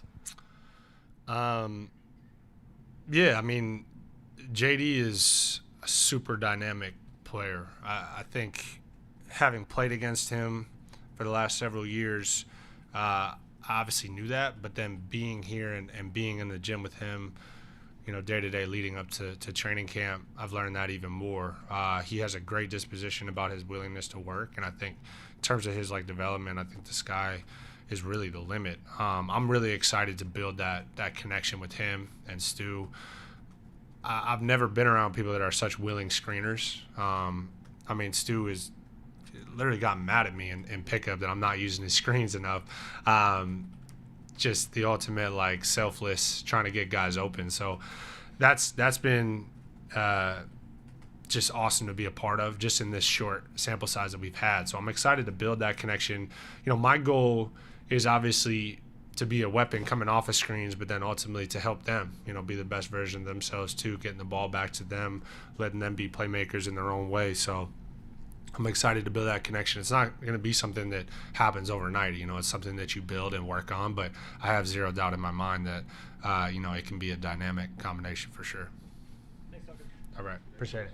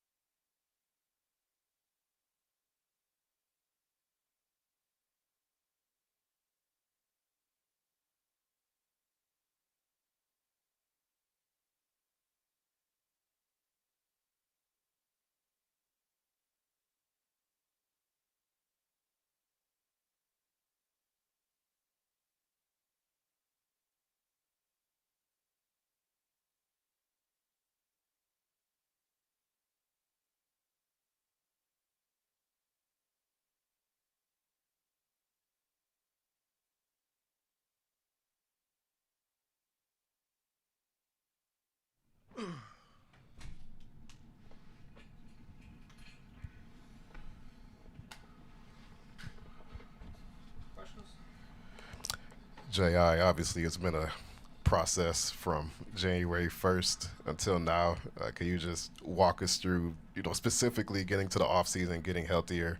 How are you feeling, and just what is the process been like to get to this point to where now you're playing 5-on-5 and full contact? Man, it's been a journey, bro. It's been a journey. Definitely blessed to be healed, to be able to, look forward to playing games again.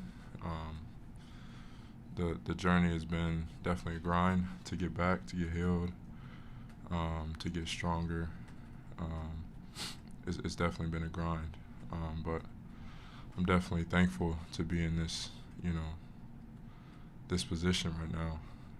Be able to be back healthy and to do, what I've, been working for my whole life, to be able to play this game. So I'm healed now and looking forward to this next season.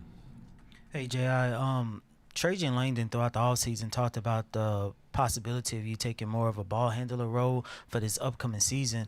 With the time that you was able to, spend and watch the game from afar, how do you think getting that mental aspect of the game and going through your reading progression is actually going to help you become more of that playmaker and facilitator for this upcoming season? Yeah, I think it's crucial.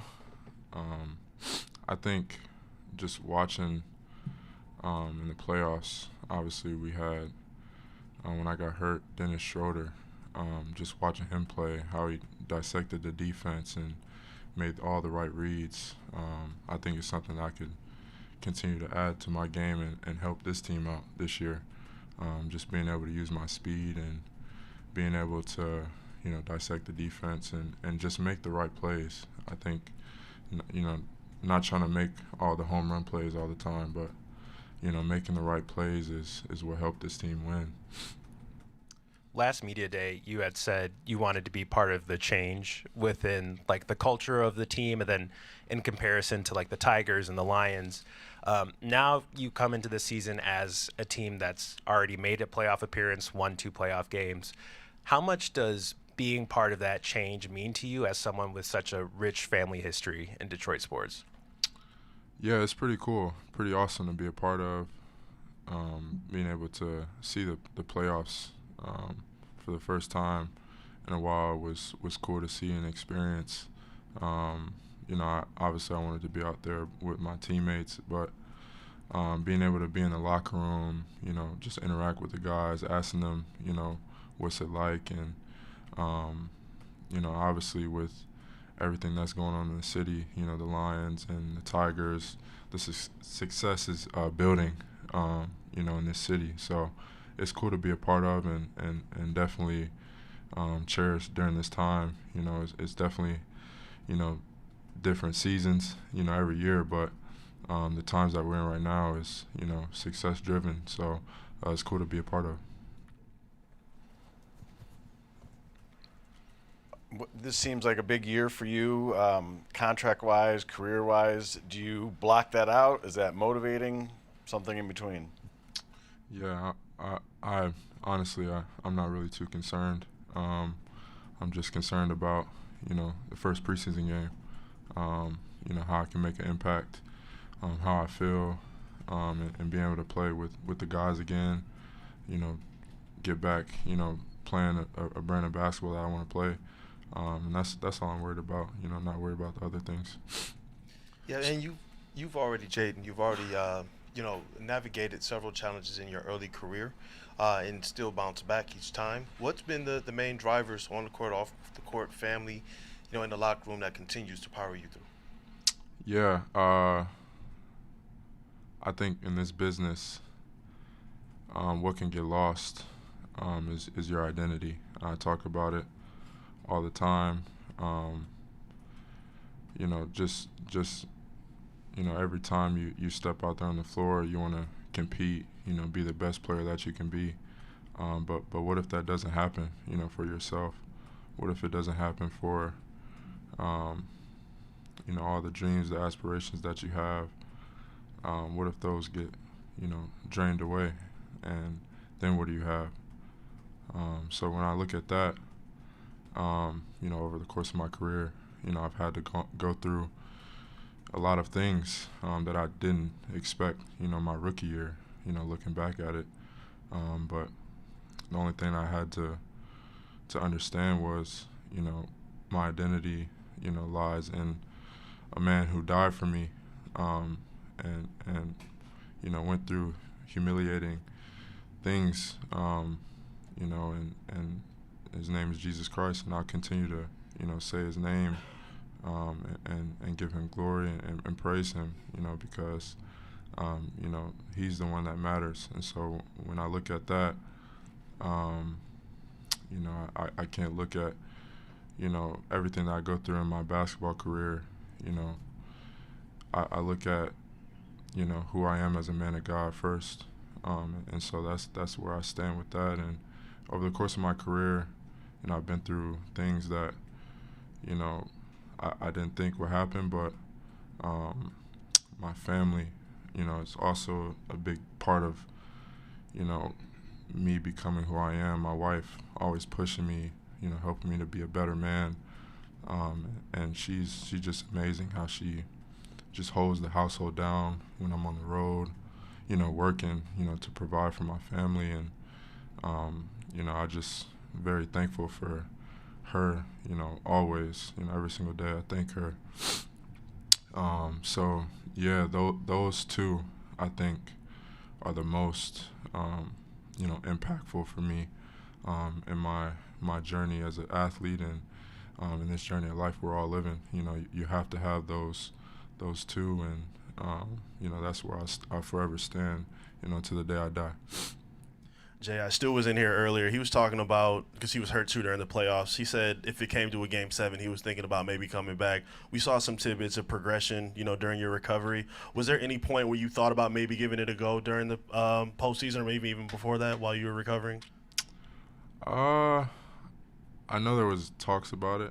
I think it was still a long process to go, but every day I stepped out there, you know, working out, you know, lifting, you know, I had the intensity, you know, that, you know, there's a possibility I could, you know, play in the playoffs. You know, so I definitely didn't, you know, look lightly towards that. You know, I was pushing every single day to see, you know, if it was possible, you know, because anything is possible. So I think that's where I stood with that. Jaden, a couple players have talked about so far the hunger of the team to be better, to be great. Duncan Robinson said one of his biggest surprises was how many people on this team really wanted to be great. So just what does greatness mean for you? How important it is for you to be great at the game of basketball? It's definitely a journey to greatness. You know, there's trials along the way. You know, it's not always, you know, perfect, you know, story. You know, there's trials and tribulations that you have to go through to get there. And, you know, I'm still continuing to progress to that point. And, you know, in my career,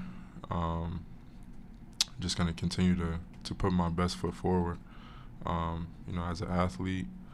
And, you know, whatever happens, but you know, you just take one day at a time and keep chipping forward.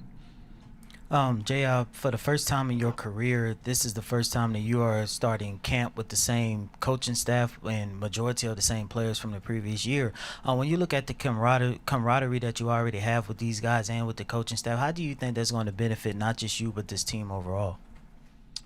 I think it's going to benefit us a lot. Obviously, with the season we just had, you know, just the whole season in itself, I think we showed the type of team who we are. And, you know, with the pieces that we have, you know, the group of guys that we have a great group of guys that, you know, continue to work. And I think we're very deserving of, you know, everything that's next to come. You know, and so obviously started training camp tomorrow. You know, we're looking forward to that. And, you know, obviously these next preseason games, we don't take these games lightly. Like we'll come out there and we're gonna compete like it's game one of the regular season. So definitely looking forward to competing with the guys and going out there and competing. J.I., you had your most efficient scoring season this past year. Obviously, sadly, it was cut short. Coming into this year, was there any other areas of your offensive game to try to take another step in that scoring department, another step efficiency-wise, coming off such a successful season this past year? Yeah, I think just watching the playoffs, just watching a lot of, just the talented guards in the league, like Shea and Donovan Mitchell and, just all the talented, guards I could list. They all have the mid-range game, and I think that's something I've watched and continuously just adding that to my game would help me out a lot.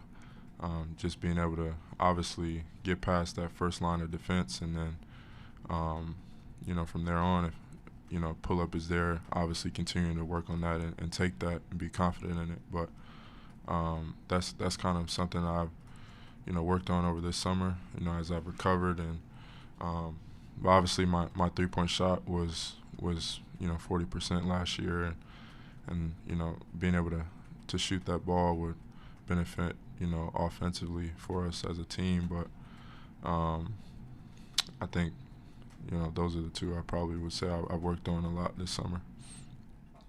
J.I., I'm not sure if health-wise there are any restrictions. We heard about necessarily going 5-on-5. Is it like a slow process even now, or are you jumping in full bore 100% health? Yeah, I think it's still a process, I would say, just because I haven't played a game in so long. I think that's going to be obviously a hurdle to get over, but it's nothing that I don't believe I can't get over. I just gotta figure that out once that time comes. But yeah, I would say that's probably being able to play in a game again. That's probably gonna be the hurdle. Appreciate it.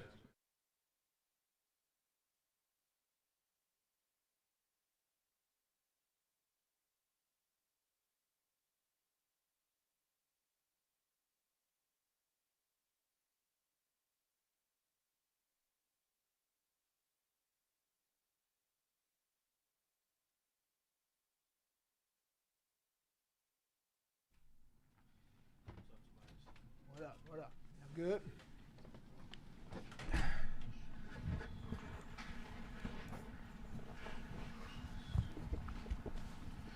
What's going on, Tobias? Obviously, the team exceeded expectations last offseason. Teammates have talked about just how this summer's been as far as participation, energy. What have you seen from this group as far as the engagement and maybe just that awareness that there's something more that can be played for next season? 100% participation from everybody. It's everybody's been involved. Everybody has been active, communicating. Obviously, group getting together in Vegas, getting together in Texas, San Diego. So just building that camaraderie, but at the same time holding each other accountable for the goals that we have as a collective group, and just making sure that guys individually are taking strides in their own personal games and things that they're doing to better themselves for the betterment of the group. So, that's all you can ask for. With a group who's continuing to strive. I think obviously like last season, just being able to get a feel and a taste of the playoffs and to see how fun that is, how enjoyable that is, but also to see the attention to detail, and then to go into the off season, work your tail off, and then come back now and be ready for an upcoming year is important for all of us. So this group has done a great job of just staying focused and staying to task on what we need to achieve. You were about the same age as Cade and those guys when you were part of the Pistons when they won 44 games in 2016, and it looked like that team had a really bright future. What, given the perspective you have now, what do you try to convey to this group about, I don't know, maybe seizing opportunities when they present themselves and not just assuming there's a natural progression and things will continue to escalate? Yeah. Just reiterating that, you don't get many of these moments, many of these like situations as well. It's a very fast league. The game changes, team changes, dynamics change. But this group, the culture that we've established here, the personalities from guy to guy, is a really special group to be a part of. And even the new guys we got coming in, them just understanding and seeing that, but also feeling it as well, feeling the embracement from everybody in the room to reach the goals that we have. And then also at the same time, just not taking for granted the moment that we're in, right? Like, this is a very promising team, promising organization, promising city. And so we have all the tools in place, and the organization has done a great job of just really backing that by putting the resources behind it to help the improvement of the players. So, yeah, we're like extremely excited to get going. Just obviously, like, I think from last year coming into this situation, it was kind of like, okay, let's see how it goes. And I think, but there was a big chip on every guy's shoulder in that locker room of, hey, we have to prove that we're better, right, and that we're better than we were. I think now that energy has shifted to, as a collective group, we have to prove that we can be more than we were last year. And so, when you're at that age where Cade is at and where a lot of the guys are at, and me too, because I'm still young now. But when you're at that age, there is a real hunger to be better and to prove it. And I think that getting to the playoffs and seeing how impactful those games are, I think these guys are hungry. We're all hungry to get back and go further. Obviously, this team, like you said, has a lot of young guys with, all this unlimited potential. But one guy I feel like the outside world really forgets about in this core is Marcus Sasser. I think he's so shifty and slippery, and you kind of played with somebody who reminds me of him in Tyrese Maxey in Philadelphia. Do you see any parallels to their game? Have you seen some growth in his game? Should we expect a leap from him this year? I would say so. I mean, I told him the other day, because I'm on TikTok, but I told him, I said, you're going viral, like, on the web. And he was like, I heard about that. But, he is going viral now on the web. So same way you just came up here and asked that question. But he is a dynamic player. I think last year he had spurts of opportunity that he was able to showcase what he can do. And obviously, Dennis came over, but I think he got to learn a lot from Dennis as well, of how to control the pace of the game and be able to still be who he is as a scorer and be dynamic. But he's a guy in our locker room that gets along, and everybody is pulling for his success, because just by how hard he works, but also how good of a person he is. And so, yeah, I do definitely. He's worked his tail off this whole off season and has looked great in the workouts that we've had. So I definitely do expect this to be a great year for him to go into, and just continue to keep his confidence level where it needs to be, and just be in his flow when he's out there playing. Tobias, your affordable housing initiative was recently announced. I was curious what that means to you in terms of being involved in the community of Detroit, and then also as a veteran on this team, if you emphasize like the importance of getting involved in the community as well. Mm-hmm. Yeah, the home ownership initiative that you're referring to is basically a down payment assistance program. And yeah, I mean, I've always been a guy to be able to kind of make an impact in the cities that I've been a part of, and so coming back here, that was a big emphasis for me of figuring out a way that I could make an impact. And obviously, housing was at the forefront of that. I think, affordable housing across the globe is something that is needed in today's world and today's economy. So, partner with a lot of like-minded, smart individuals. This initiative will be able to hopefully bring 280 people to become first-time home buyers. And, my goal is to 10x that number, collaborating with the like-minded and right individuals in the city. But it's really to just show, like, you could be a basketball player and you can be in the entertainment space, but also you can make an impact outside in the community where the people, your fans, everybody involved in the city, the people who've essentially made this city can feel impactful as well and feel that love and that help. So, that's just part of like my overall initiative of, being a vet on this team is also making sure these guys understand, you got to handle your business on the court, but also, you have to make sure you're taking care of everything off the court. So, you be an example to these guys and let them know, like, you can do more. You can be more than just a basketball player as well. Yeah.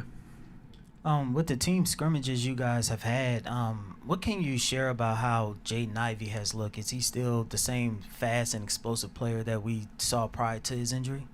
Nah, he's faster.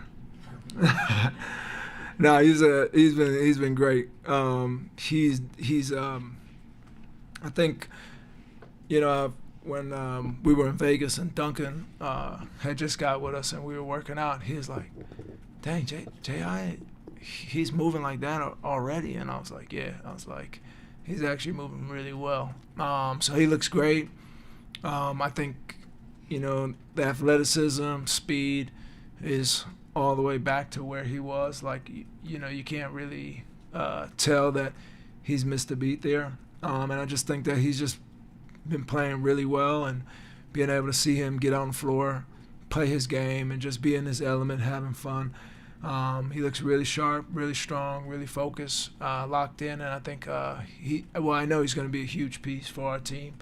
But he's really just gone out there and found his balance and found his speed out on the floor as well with playing. So he's impressed all of us thus far, and he'll continue to impress us, and he'll continue to get into his element. Before his injury, he was playing the best basketball of his career. And I think that as we get into the season, he's just going to pick right back up where he left off. Yeah, and Tobias, as I guess the only vet of the four that were here last year, what excites you most about the growth of this young core and the leadership, and where they may lack an experience that they will be able to overcome? Yeah, I think experience is your greatest teacher, and I think as we continue to just go through the season, it's really going to be about everybody is super excited for what you call an upcoming season, new opportunity, but really about how we come together as a group and really figure out what our goals and intentions are collectively as a whole unit. So, that's a big thing for me to bring across this group is, listen, we all have expectations for ourselves. We had expectations last year. We may not have, been vocal about it, but at the same time, we had expectations to be a better team, and that led us being able to win games and get to the playoffs. And this year, we have expectations to get back and go further. At the same time, team expectations and personal expectations need to be able to coexist. And so it's really about figuring out how are we going to be the best squad together on the floor. And I think like I said, we have the right personalities and the right individuals to do that, and we'll be able to do that efficiently and effectively. So I'm excited for that. All right. Thank you, guys. Good to see y'all.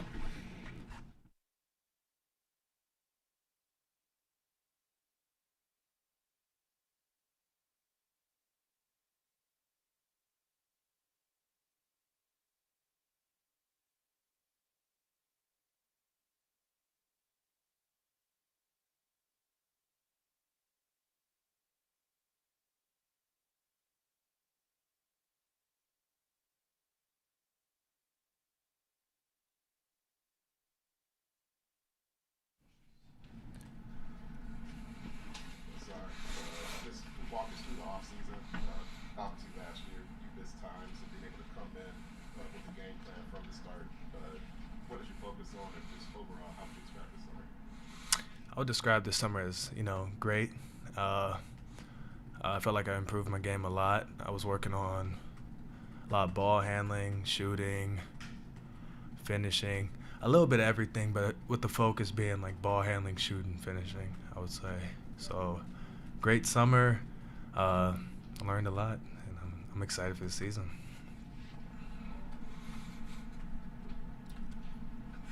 I guess we've heard a lot about how you've been looking pretty explosive in the team workouts and everything.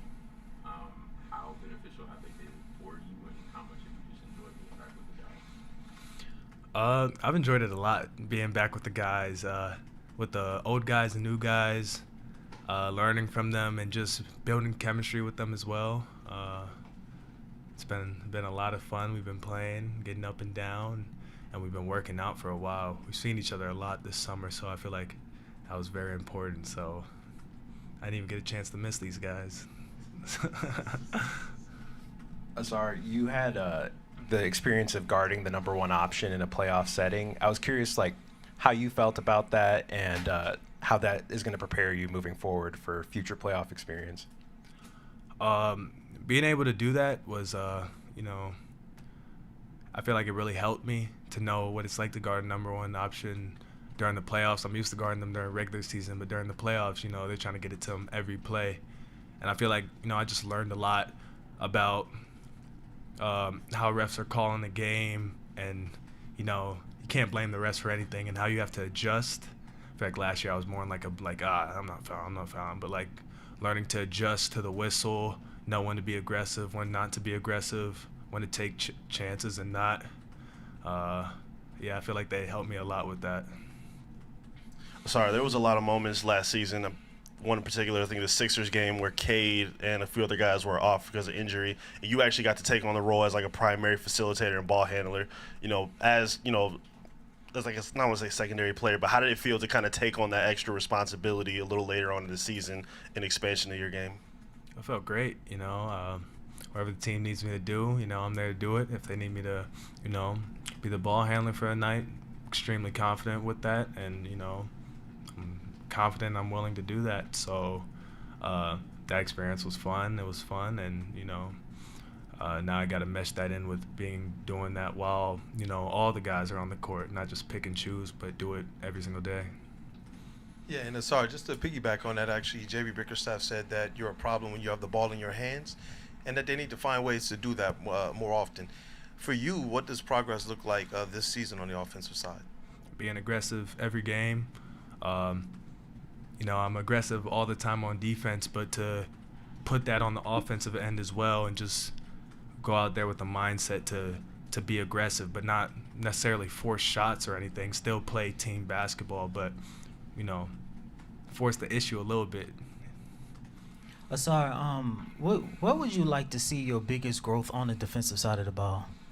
What would I like to see my biggest growth? Not fouling as much, so I could stay on the court longer. Not fouling, and being able to be the main defender for a whole game. So for that one, that's more in the conditioning aspect. So being able to guard the best player the whole game while still being aggressive on the other end, you know what I'm saying? So just combining those two and seeing what happens from there. Ausar, last year we spoke about your shot creation going all the way back to OT, how much you had the ball in your hands. You had the ball in your hands a little bit this past year, especially in transition in the open floor, but how do you plan on helping the half-court offense in regards to whether it's off-ball or whether it's having the ball in your hands a little bit more to maybe create for yourself and others? Have you looked at specific spots where you can try to help improve this team's half-court offense? Yeah, definitely. I would say, like I said earlier, being more aggressive, one, and two, getting to my spots, getting to the midi, pulling up, taking corner threes, just being more aggressive, coming off screens, forcing the big to make a decision between me or, JD or whoever else is in there, and just making the right read from there. So, yeah, I think it all starts with just being more aggressive. That's how you help. Anybody else? What have you seen just from Cade this offseason, and especially going into next season? First time you and him probably had a full offseason together. Just how do you see your game kind of getting into this?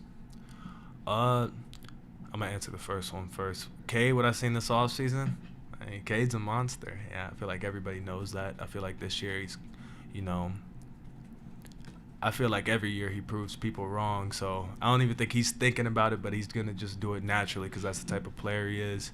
And where I could help him is, you know, he has such a heavy load on his shoulders, just being there for him if he needs like a break or helping him offense, defense, whatever. So.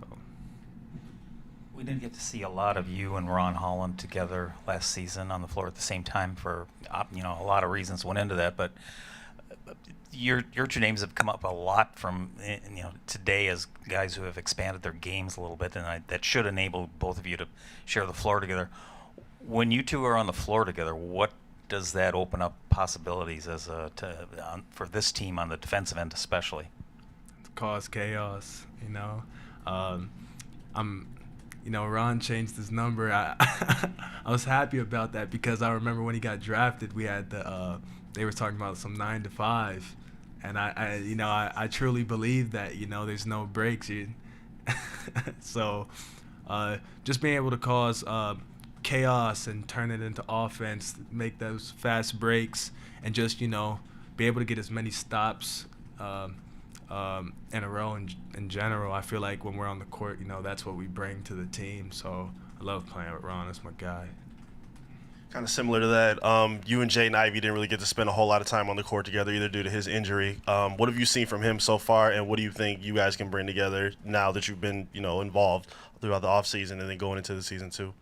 I think we could bring a similar aspect. You know, J.I.'s one of the fastest people I ever seen in my life. You know, I also consider myself one of those as well. So to just be able to run on the fast breaks, make fast breaks out of things that people might not think are fast breaks, just if they don't have anybody in the paint, just attack the paint. So I think we could both bring that to the team.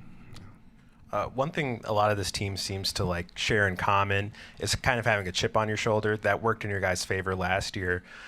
During your draft interviews, actually, you had mentioned the draft kind of seeming very like top heavy in terms of how it was talked about as a chip on your shoulder. Does that still stay with you? And if not, what motivates you? I always have a chip on my shoulder, but I feel like I have that by myself. What motivates me is, you know, trying to be the best basketball player I could be at all times. You know, I love the game, and, you know, I study it, and I just try to be the best player. I try to improve every day, and I just, what motivates me is to see how far I could go if I take everything a day at a time. How much have you bulked up from last season? Excuse me? How much have you bulked up compared to last season? You know, I gained some weight, but I still do all the things I normally do. You know, gain healthy weight. Yeah. You talked about working on shooting this offseason, willingness to take to corner three. I was just curious, what mechanically are you doing to kind of help improve that shot, improve the consistency of that shot? Shoot with more arc, get ready before the shot, and just, yeah, shoot with more confidence. Can you talk to Duncan at all about it, or is that not really how it works? I've talked to Duncan. He's my we sit pretty close in the locker room. I've talked to Duncan. He gives me tips, so I appreciate them, and yeah, I'm just trying to learn from everybody. Thank you guys.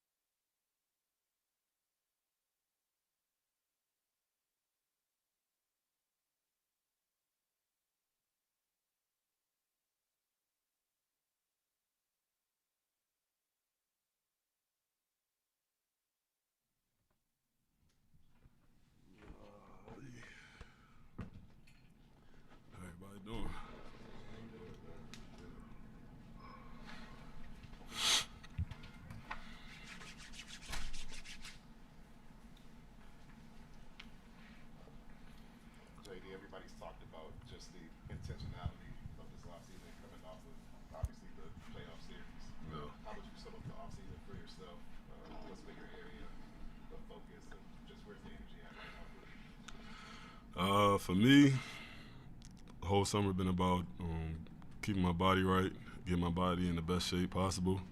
I think this is the best I felt, like body-wise. I think my body fat is down, strength is up, and the whole summer is just about progressing, honestly, going into year 4, becoming a better basketball player, understanding the game, becoming a bigger role for this team, honestly. JD.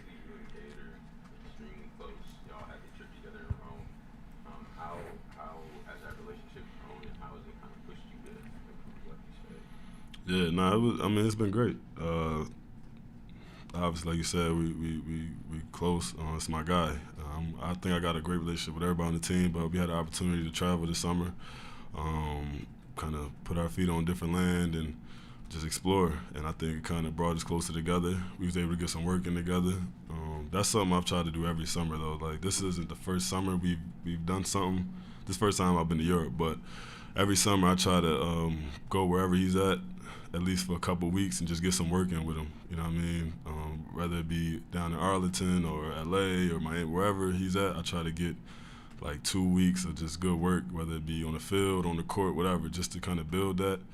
And I think it's been helping us like throughout these last couple of years. JD, as you mentioned yourself, as the season went on this past year, you felt like you got better and better and better. One of the unique talents I thought you showcased this past year as the season went on was your own self-creation within the half court. You started to run some inverted pick and rolls off of DHOs when they would top lock. You started to drive for yourself all the way to the rim, even off defensive rebounds. Is that something that you expect to do more of as your career progresses, even this season? Is that something you expect to be a consistent part of your game? Absolutely. I feel as I continue to work and grow, I think JB will continue to trust me with a bunch of things throughout the offense. Like you said, we've implemented a lot of different things. Like you said, the pick and rolls with me in the small. Well, I'll say the defensive rebound and pushing is something he's been emphasizing. That's something that I could have been better with doing it more, because he's always emphasized it for me, and that's something that I do have in my game, being able to kind of get the ball off the rebound and push it and kind of initiate some type of offense. But I think you're going to see a lot more of it consistently, and you're going to see it better. You know what I mean? That's something I've been working on, my handle, my pace, my feet, everything about my game I feel like has progressed. JD, we've seen videos, too, of you working on your jump shot as well. Kind of talk about that and adding that to your game on the offensive side of the game. Yeah, we'll start putting them up now. I done got the green light, so start putting them up. But for real though, but just working on it, staying consistent, staying in the gym, getting back to the fundamentals, the basics, my balance. Like I said, my feet earlier, shot mechanics, just locking in on it every day, trying to progress as a player and get better, and just be able to be used in any way possible. Like in any way JB wants to use me or put me in spots, I just want to be able to, fill my role to the best of my ability. Yeah, and in what ways do you believe, Jalen, we'll see you progress defensively around the paint, and protecting the rim? I think I'll take a huge stride. I think mobility-wise, I think I've gotten in a better space in just terms of how my body is moving and being more explosive on the court, being quick on the court, reaction time. I think we'll see a huge step forward. Hey, JD, can you just speak on what it means to you personally to go into training camp with the same coaching staff and majority of the same roster as last year? Yeah, no, it's huge. It's huge. That consistency has been huge. Being able to build a relationship with JB and even Trajan and the whole staff has been huge. Being able to work with them throughout the summer, they came and visited me a couple of times, and we got some great work in. So just being able to build that with them has been great, and I think that's going to carry us through the season. Just that chemistry, that camaraderie. I still said that wrong, but you know what I'm saying. Everything that comes with it, it's been great. And like you said, this has been the first summer that I've had kind of going into the summer with the same coaching staff that we ended with. So I'm excited, man. JD, you were drafted pretty young as an 18-year-old. Now you're coming into year 4, about to be 22 years old in November. I'm curious just like how you feel like Detroit has kind of shaped you in the last 4 years. Yeah, it's become like home, honestly. It's become like home. The hope is to spend my whole career here. It's the fans, the city, everybody I feel like has embraced me. I'm a guy who likes to kind of move around, kind of like to explore. So everywhere I've went in the city over these last couple of years, it's always been love. It's always been love, and I want to reciprocate that. I want to give everything I have to this organization, to this city, to show them that I love them back. JD, a couple of guys in your draft class have gotten their rookie extensions out of the way, but not a lot of them. You have a deadline coming up. Is this something that sticks in your mind? Do you want to get a deal done? Are you okay with playing the season out? I mean, right now I'm just focused on getting better. If I'm being honest with you, that's a lot that I let my agents and my team and the front office handle. My main thing is just getting better and getting ready for the season. Yeah, and Jalen, last year you and Cade Cunningham led the league in lob connections. Is that something that you guys like playing out? Like, is it something that you guys are looking to push even further this year?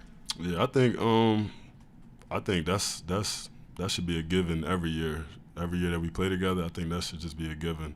I think that's something we can build on, and I think our pick and roll should be number one, period, in the league.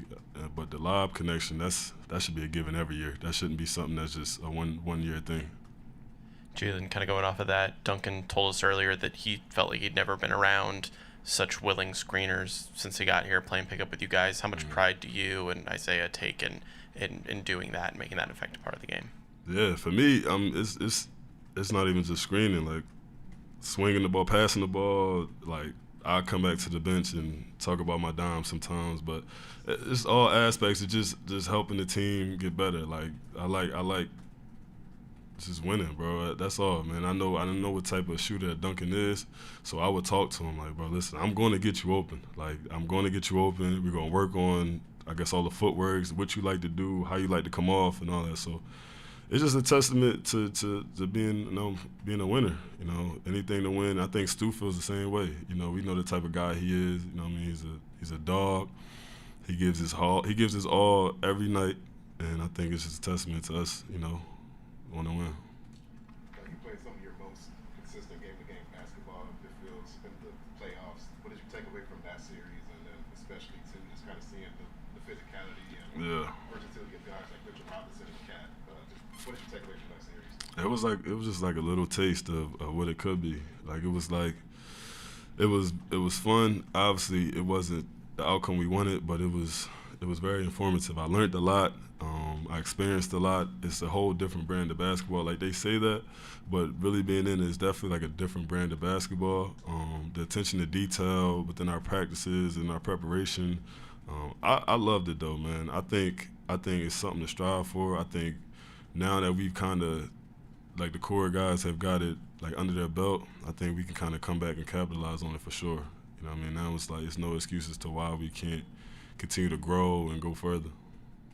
JD, kind of building off of the Duncan Robinson point earlier, I talked to him a little bit, asked him a little earlier about his connection with 𝗙𝗟𝗟𝗢𝗪 and Miami, how they ran a lot of DHOs. You've obviously become such a great passer in DHOs and kind of creative with how you set your angles and how you get your shooters open coming off the handoffs. Is that something that you're excited about, and is there something that you and Duncan have talked about, how you think his playmaking can maybe unlock some things for you? Is that something you're looking forward to this year? Yeah, it's funny. I told him that. That was one of the first couple things I told him. I'm like, when you come off that screen out of the corner, and guys used to step up and used to throw that the bam, I want that same lob. So I just told him that jokingly. But nah, man, I know what type of, like I said, shooter Duncan is, and for me, it's about just learning where he's comfortable as a player to be able to, screen for him, get him open, and actually find him, in short roll situations. I do that with all my teammates, though, just figuring out the best way I can help them grow and they can help me grow. I feel like that's what it's all about. JD, you had a chance to work with former coach Rasheed Wallace. What were some of the things that you've learned from him over the offseason? Yeah, it was great. That's a guy that I've been in touch with for a long time. Well, not a long time, since in college. He's been sort of like a mentor for me. Being able to go back to Philly and work with him, it was great. We got a lot of good bumping, a lot of good gems. If you know Sheed, I can't repeat all the things he say, but it was great though, man. He's definitely the OG, and it was great to even get some work in with another Pistons legend.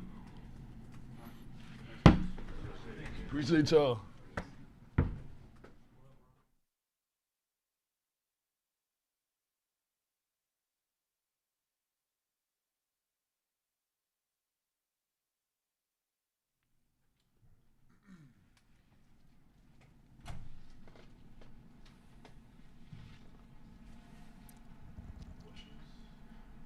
Ron, there's been talk about just your approach to the offseason and how hard you've worked. Obviously, we saw some of that in summer league. Mhm. But overall, just what's this process been for you? And specifically, where do you feel more comfortable and prepared coming into your team? After the season, I knew where my head was at and with my game and everything, and I knew what I wanted to work on. I feel like I had a really good rookie year, but obviously there was things that I had to work on. So I approached the summer really well. I feel like I got to it right away, working on my jumper, working on my body, trying to change eating habits, things like that. So I can go out in summer league and try to dominate as much as I can, and I feel like I did that as well. And then just coming into the season, like I said, I feel like I've been doing a great job of working on my body and everything just to help prepare myself for what's about to come. You were at Cade's C2 Day in Arlington. I was curious if that's something you want to do with your Holland Group Foundation and just the importance of like being involved in the community for you. Yeah, for sure. I definitely want to do that one of these days, but I want to take care of everything on court first, being able to just get my name out there and just having that foundation, that base behind me, so when I do it, I know I do it the right way and do it really big. So, things like that, I want to just take everything, take all going into the city and just being able to have the whole city behind my back and everything like that. So. Yeah, and Ron, last year you said you knew defense while you were still learning the game was going to keep you on the court and keep you in the game. Now that you've gotten a year under your belt, what ways do you believe your offensive side is going to expand and keep you even further in the game? Oh, yeah. Just being able to move without the ball and just being able to play with guys. Like you said at first, the defensive aspect, learning about, I feel like I'm a really good defender, but learning about hand and eye coordination, kind of reading, getting used to players offensively, knowing their tendencies and what they like to do, building off that. And then offensively, just being able to knock down shots when it's my time to knock down shots. And, be a ball mover, be that one more passer, being able to attack and transition. Just those are my high points with this team, and that's kind of been my high points with my game all my life. So being able to just continue to grow from there. Ron, what was the summer league experience like for you? We saw you be pretty vocal on the court, which is something different for you growing, stepping into the next season. Kind of talk about what the experience was like out in Vegas for you. Shit, summer league was fun. I don't know if y'all seen this. I was real. Yeah, summer league was fun for me. I kind of knew right after the season what I was going towards, and me knowing that was going to be my team, I was going to be the leader of the team. I knew, where my head was at. And then just going out there, being able to play with Bobby, DJ, Tolu, all those guys, the new drafty Chaz, love Chaz, by the way. He came in, he was shooting ball. Like, he wasn't scared of nothing. But just being able to go out there and lead that team to where we got, and just seeing everybody game, I really enjoyed playing with that team. I feel like we were all on the same page at all times, so it was really fun and enjoyable. Ron, AT mentioned just how he's looking forward to causing chaos with you. He said he's glad you switched to 5 so y'all could kind of make teams work from 9 to 5. Yeah, 9 to 5 is back. Yeah, so what's that dynamic been like, especially with you two getting to spend time in open runs this summer? Yeah, just being able to talk to AT, I'm kind of going to take something from AT. Right after games, he's straight to watching film on him, himself defensively and offensively, of course. But I know that if you watch us, we're two different types of defenders, but we both cause chaos. And I feel like that's what's going to throw a lot of teams off if we're on the floor at any time together. But just being able to talk to AT and kind of get what he reads and what he looks at, and vice versa what I do, we'll be able to build off each other. And we about to be a problem for teams. I just want y'all to know that. Ron, we talked a lot about the improvements that you showcased during the summer league with your shooting, but what can you say about your ball handling, facilitating, and ability to go through your reads and progressions? Yeah, a lot of that was me watching film on Cade, for real. One thing that I noticed about Cade when I got here, he just looked so comfortable. It looked like he playing at a playground, like the way he just the pace that he plays with. So me being able to watch film on that, I definitely it definitely instilled and built a lot of confidence in me and just knowing the right reads and what to look at. And I think Summer League was definitely the first time I was going to be able to go out there and kind of show what I've been doing, working on and watching. But just now that I kind of got that under my belt, I'm a lot more comfortable, and year 2 is here, so y'all gonna see. Going back to Ausar and your pairing, I mean, you were going to be known as a high-level defensive player wherever you landed in the NBA, but does having him on your team and maybe like as a friendly competition between you two, does it kind of drive both of you to up your games and try to keep up with the other one to be known as an impact defender? Yeah, for sure. When we're hooping, it's fun because, it's rare that we're on the same team. I think it's obvious reasons, but being able to just guard him and him guarding me, it's just like I said, you're literally learning on the fly when you got two guys like that that's really defending and kind of students of the game and really listening and learning to what's going on around them. It's just every single day we learn from each other, and that's just one thing that we can build off of. One thing we learned from you last season is you don't back down from nothing. We saw some scuffles, we saw some trash talking. Is that the same energy this season, or did you kind of, take some pointers to learn from that to go into next season? That's going to be the mentality going into every season I'm in the NBA. Obviously, I can calm down with the extracurricular stuff, but I still got that grit in me. I still got the dog fight in me.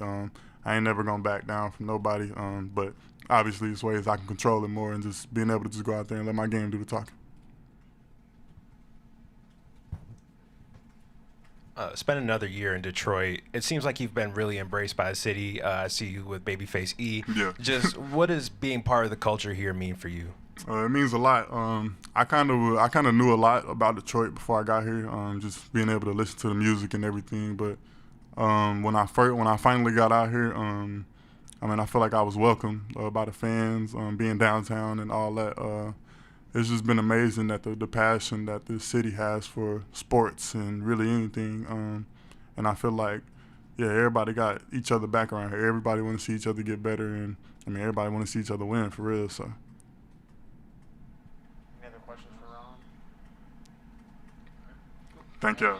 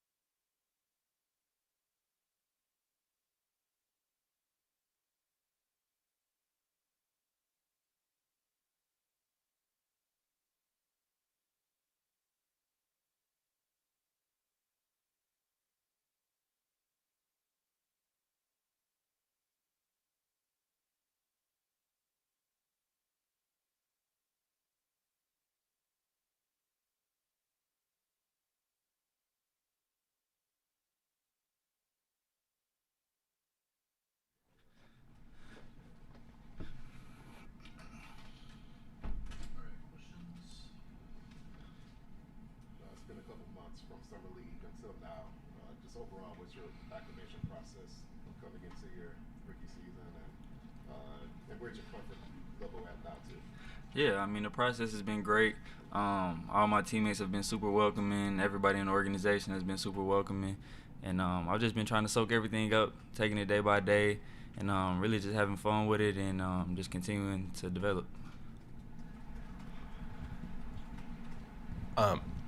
Coming into this year, you're the only Pistons player that's been drafted into a winning situation. I was curious what your perspective is on that and how you see yourself contributing to winning basketball this year.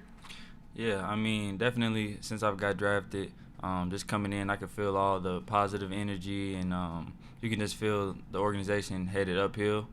So it's a great feeling to be able to step into a winning organization, but I'm definitely going to bring my best every day. That's something I can count on for sure. Everybody can count on bring my best every day, and just have fun with it and pour into my teammates and the organization and do whatever they need me to do. We know you coming in with a shooting background, but obviously that was from college. Even though you did shoot from range a couple steps back, has it been a bit of an adjustment, getting used to that NBA range, stepping in as a rookie? Honestly, not really. During the pre-draft and even before then, I was working on my range a lot. So it's I'm starting to feel super comfortable with the three-point line backed up.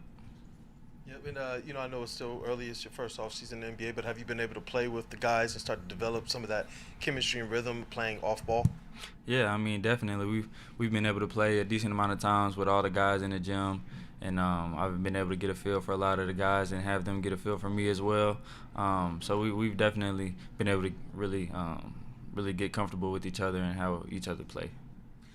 For a lot of guys who come out of college with reputations as shooters, the adjustment is the quickness, the size, the length, and just getting open. I mean, are there players you've studied who've had success? I mean, maybe Duncan Robinson on your own team, but guys who know how to move off the ball and know how to make the best use of screens. I'm just wondering if there's anybody you've really kind of looked at to be able to get open and utilize your shooting ability. Mm-hmm. Yeah, I mean, a lot of the times back in college, I was watching a lot of Devin Booker, a lot of Curry, the way they move without the ball and get their shots off super quick. And having Duncan that I get to watch every day and work out and see the way in which he operates, that's been great for me. And so I've been trying to soak in a lot from Duncan as well. Detroit's a pretty culture-rich city. I was curious what you know of it thus far and if you had any perspective on it. Mm-hmm. I mean, the food is super good. I had some soul food the other day, and it was amazing. I mean, everybody's really chill out here. Everybody's cool and very welcoming. It kind of reminds me of the South, just being back home in Tennessee. So it's been a great experience. Where'd you get soul food at? I went to Hattie Mae's Soul Food. Yeah. Any other questions? I haven't actually. It's good. Appreciate y'all.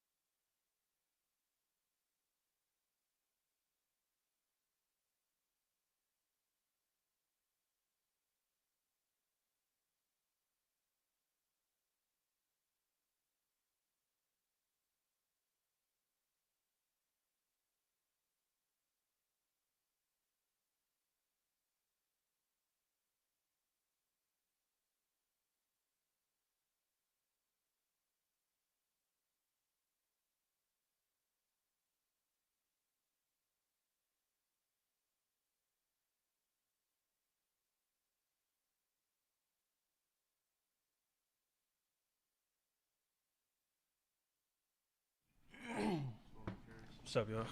How y'all doing?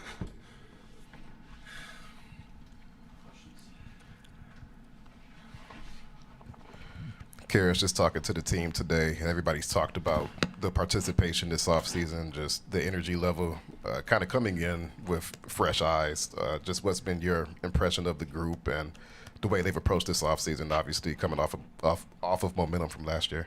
Yeah, like you said, I think first and foremost was the attendance. A lot of people were at every event, and everybody was competitive and ready to work. I think the spirit of the group is something that jumps out to me. It's kind of like a college atmosphere with how close the guys are, how young the guys are.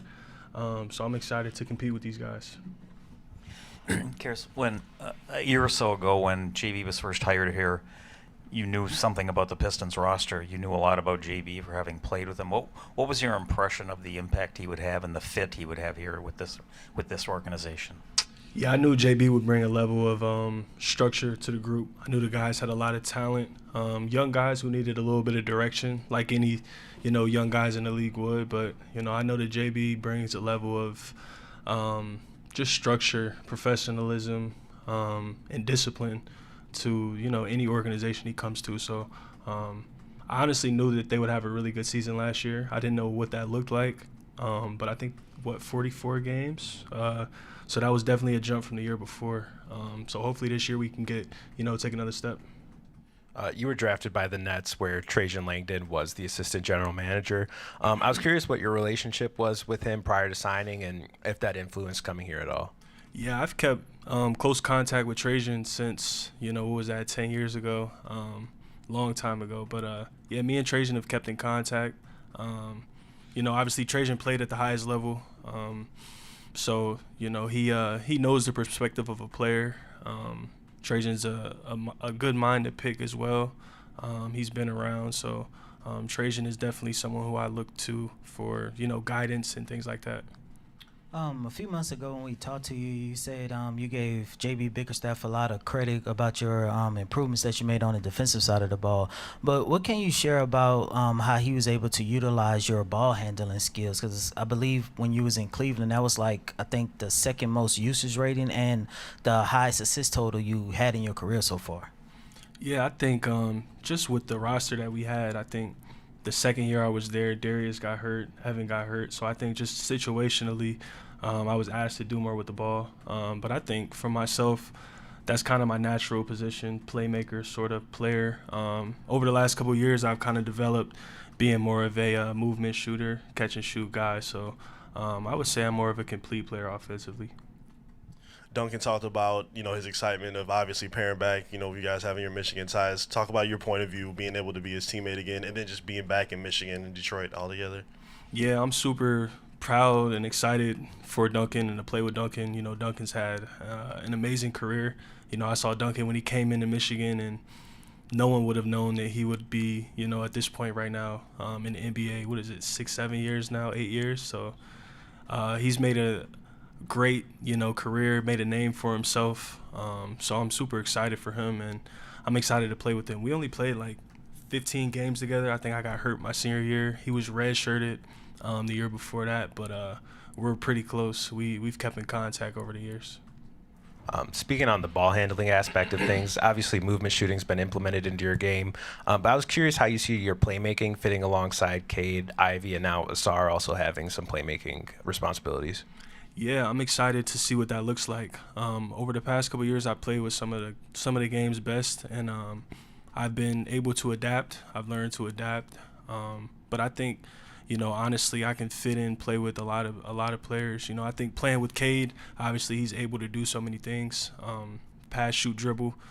J.I. as well. Obviously he was having an amazing season last year until the injury. So I think we're all excited to see him bounce back from that. We know he will.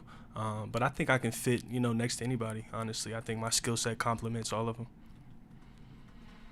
Something a lot of guys have talked about today is the enjoyment that they feel with this team, and not just being together and competing together. How much is that something that you felt since you got here, and how important do you think that can be for setting yourselves up well for this season?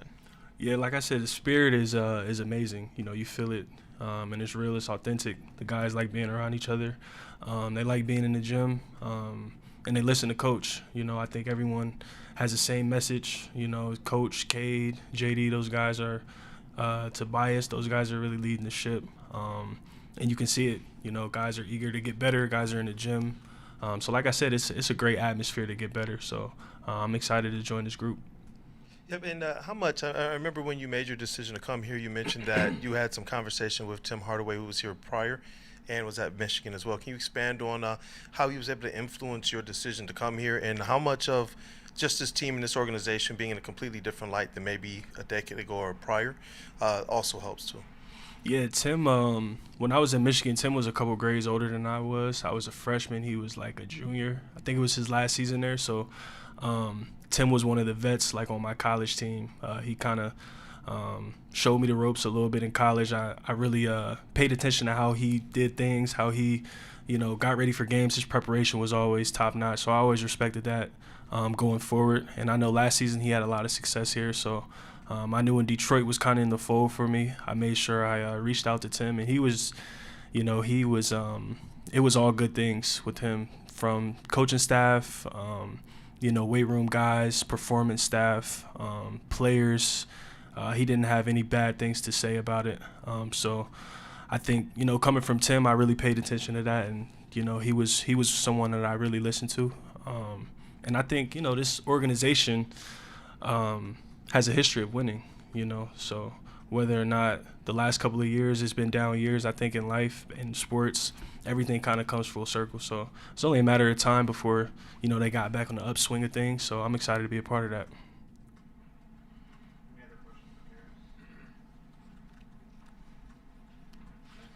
Cool. Appreciate you.